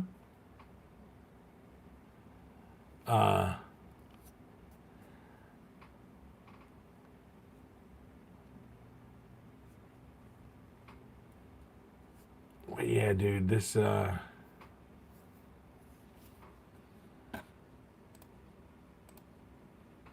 thing's pretty rad. This channel. It's doing so good. I'm so proud of it. I'm stoked with where we've come from. I'm stoked with where we're headed. I am 10 of 10, no notes on the growth of the channel. Came along, and it just so happened to be when we started playing Skyrim, man. But now that we did that playing Skyrim, I remembered thinking, oh man, I'm going to have to play Skyrim forever now. And that was when I wasn't too keen on it.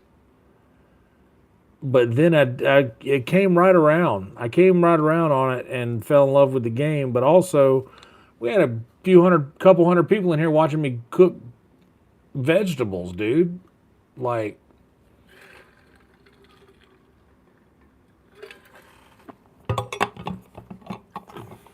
granted, it was a brand new recipe. So I'm sure many people were excited to see it.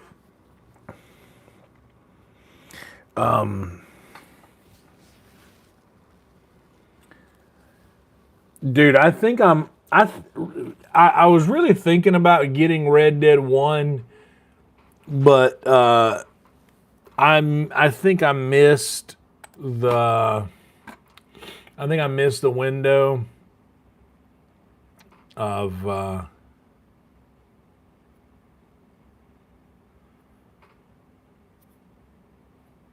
I missed the window of getting that one.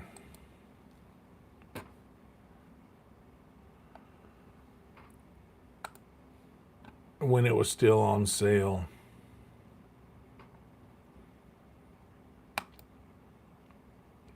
It's like 44% off right now.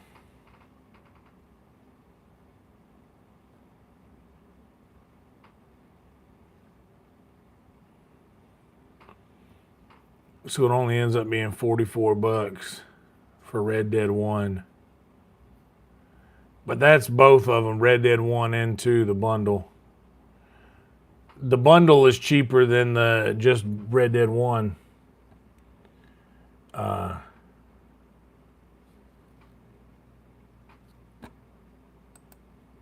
think Red Dead 1 will be great.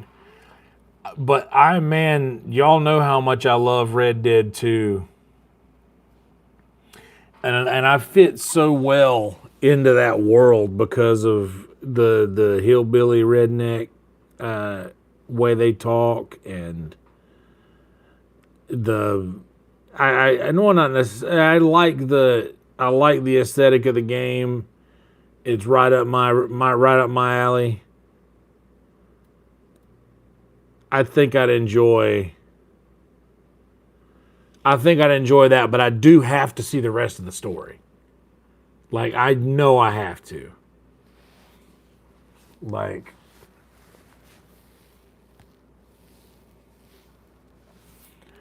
yeah, I for sure gotta see the rest of the story. But Red Dead 1 would be the kind of thing to where I would probably play it and explore a bit, I guess, but I don't know that if that. I don't know if Red Dead 1 is as open world as Red Dead 2 is. Is it?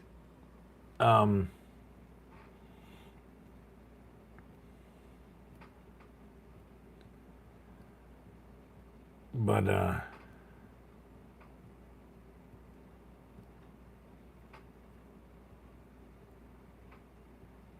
okay, so if it's open world like that, then I'm sure I'd have a lot of fun wandering around. And now I'm better at playing games. I think I'm getting better at like, oh, let's see what's in here first. Oh, that's sick.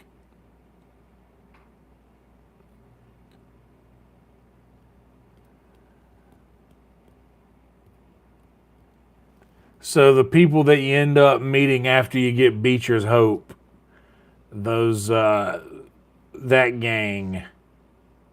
That gang is your main antagonist in Red Dead 1, I would assume. The what are they called? It's like a Mexican gang. I've seen a lot of them around. We're getting. My name is John Marston.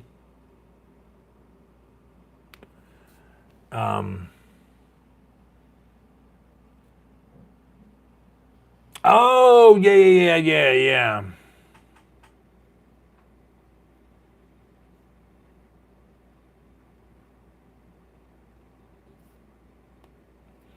Oh, that's sick. Okay.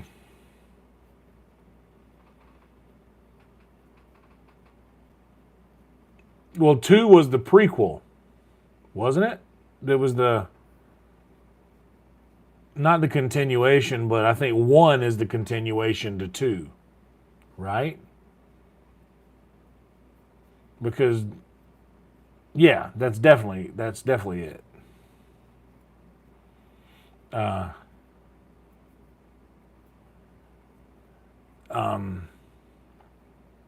But yeah, that's the Del Lobos. They were called the Del Lobos, weren't they? The Del Lobo?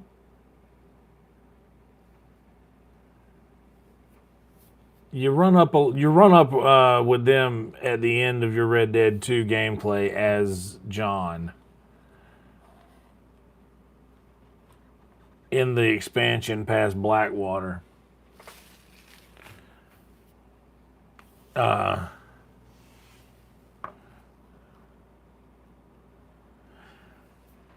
But yeah, I remember that. I remember when a Del Lobo. Yeah, Red Dead's a lot of fun. That whole world is great. And I'm sure that Red Dead 1 has been niced up enough in all the recent reboots and everything, and I don't know if there's mods available for it or if Rockstar gets down like that. Do they? I feel like Bethesda is just aggressively lenient on that.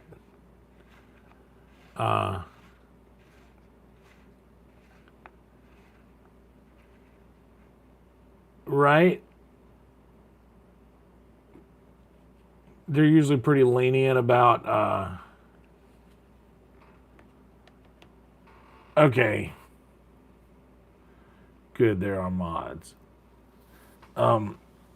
Hang tight real quick, y'all. Let me go grab that other microphone in the case to put them in because we're about to wrap this thing up in a second. And here is my, oh, good thing I walked out here. Instinct just told me I needed to cast iron skillet as well.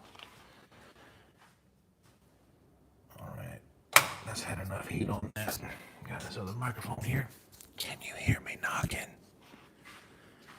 And let's get ready to put a nice little ribbon on this thing.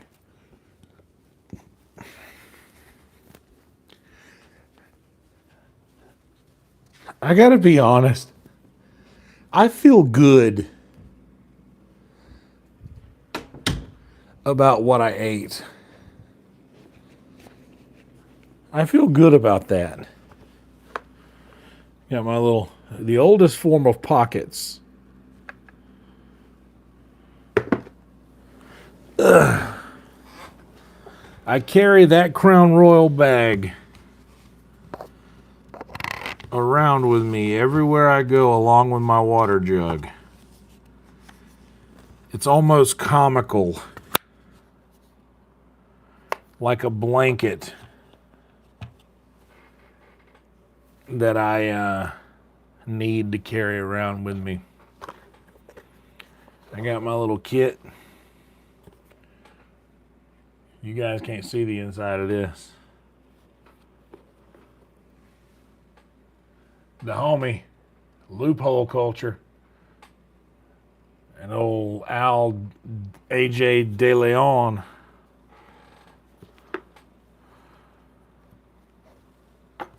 Old Dillegal.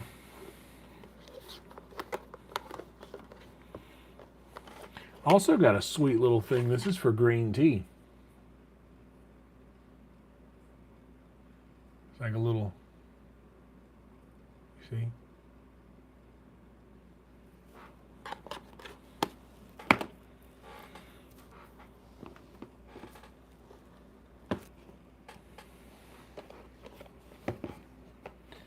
Okay.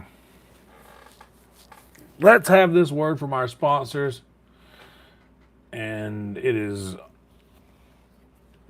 past my bedtime. I do have to get up. It is a grater, exactly. It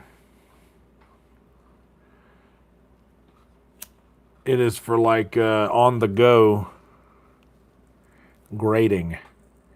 If you're in a bind and you need to grade something up, it's like an emergency grater.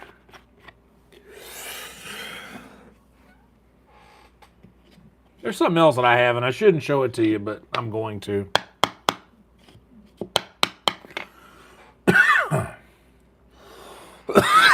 For now. Actually, I can't. I really can't. As much as I don't push me on it, because I can't. Anyway. Let's just say that it's a nice, cool little thing that I also got when I hear you, Steve. When I got the that little green tea grater. All right. You know what? Let's just say that there's a thing here that you can put a little green tea thing in, and it clips together like that. And what if you could have a couple of them in there, and it would just be a little container for your enjoyable little green tea things in something like this.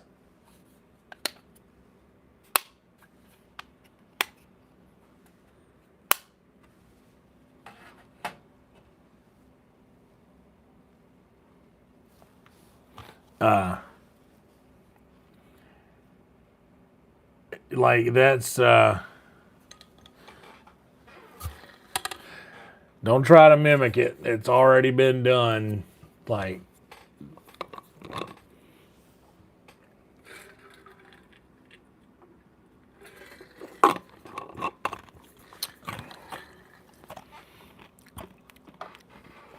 and those guys did a good job of it. They did it. But anyway, it's a pretty cool little trinket. But that would also go in here normally, but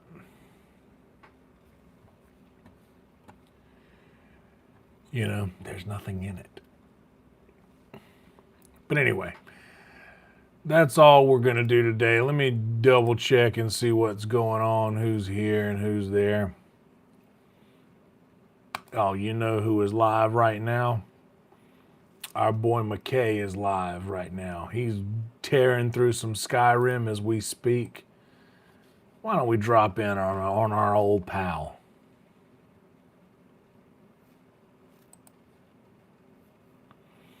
Why don't we drop in on our old pal McKay? Okay. Well, in this one, I'm not on the streaming live on the computer, so there is no OBS to play. There is no ending song to play. There's just a sincere, hearty, and truthful, from the bottom of my heart, thank you guys for being here with me through these. You know what? Thank you guys so much for being here in these moments when I come home and I say, you know what? I could go for a little interaction with my internet friends. And I log on unannounced. You're not expecting it. You're doing whatever it was you were doing. And here we are, a couple hours later, couple hundred people in here hanging out, listening to me ramble about God knows what. But I truthfully can't thank you guys enough for being here. It means so much to me that I have a community like this that I can come and hang out with when I feel like it, and that you guys are here for it. So thank y'all for that. The meal was an absolute home run. And I'll be damned if we're going to be doing that again. We're going to be doing that a lot. I'm here to tell y'all that's a thing. You know? That is for sure a thing. But anyway, thank you guys so much, seriously, for being here. And we're going to go hang out with McKay. Drop some likes in his stream, and be sure to subscribe to him as well if you're interested in that sort of thing. And yeah, we will be streaming tomorrow night, I believe. So hang tight and be excited for that. Roll Tide. You better stay away from my breakfast. Don't use a gift card for breakfast. Don't try real hard.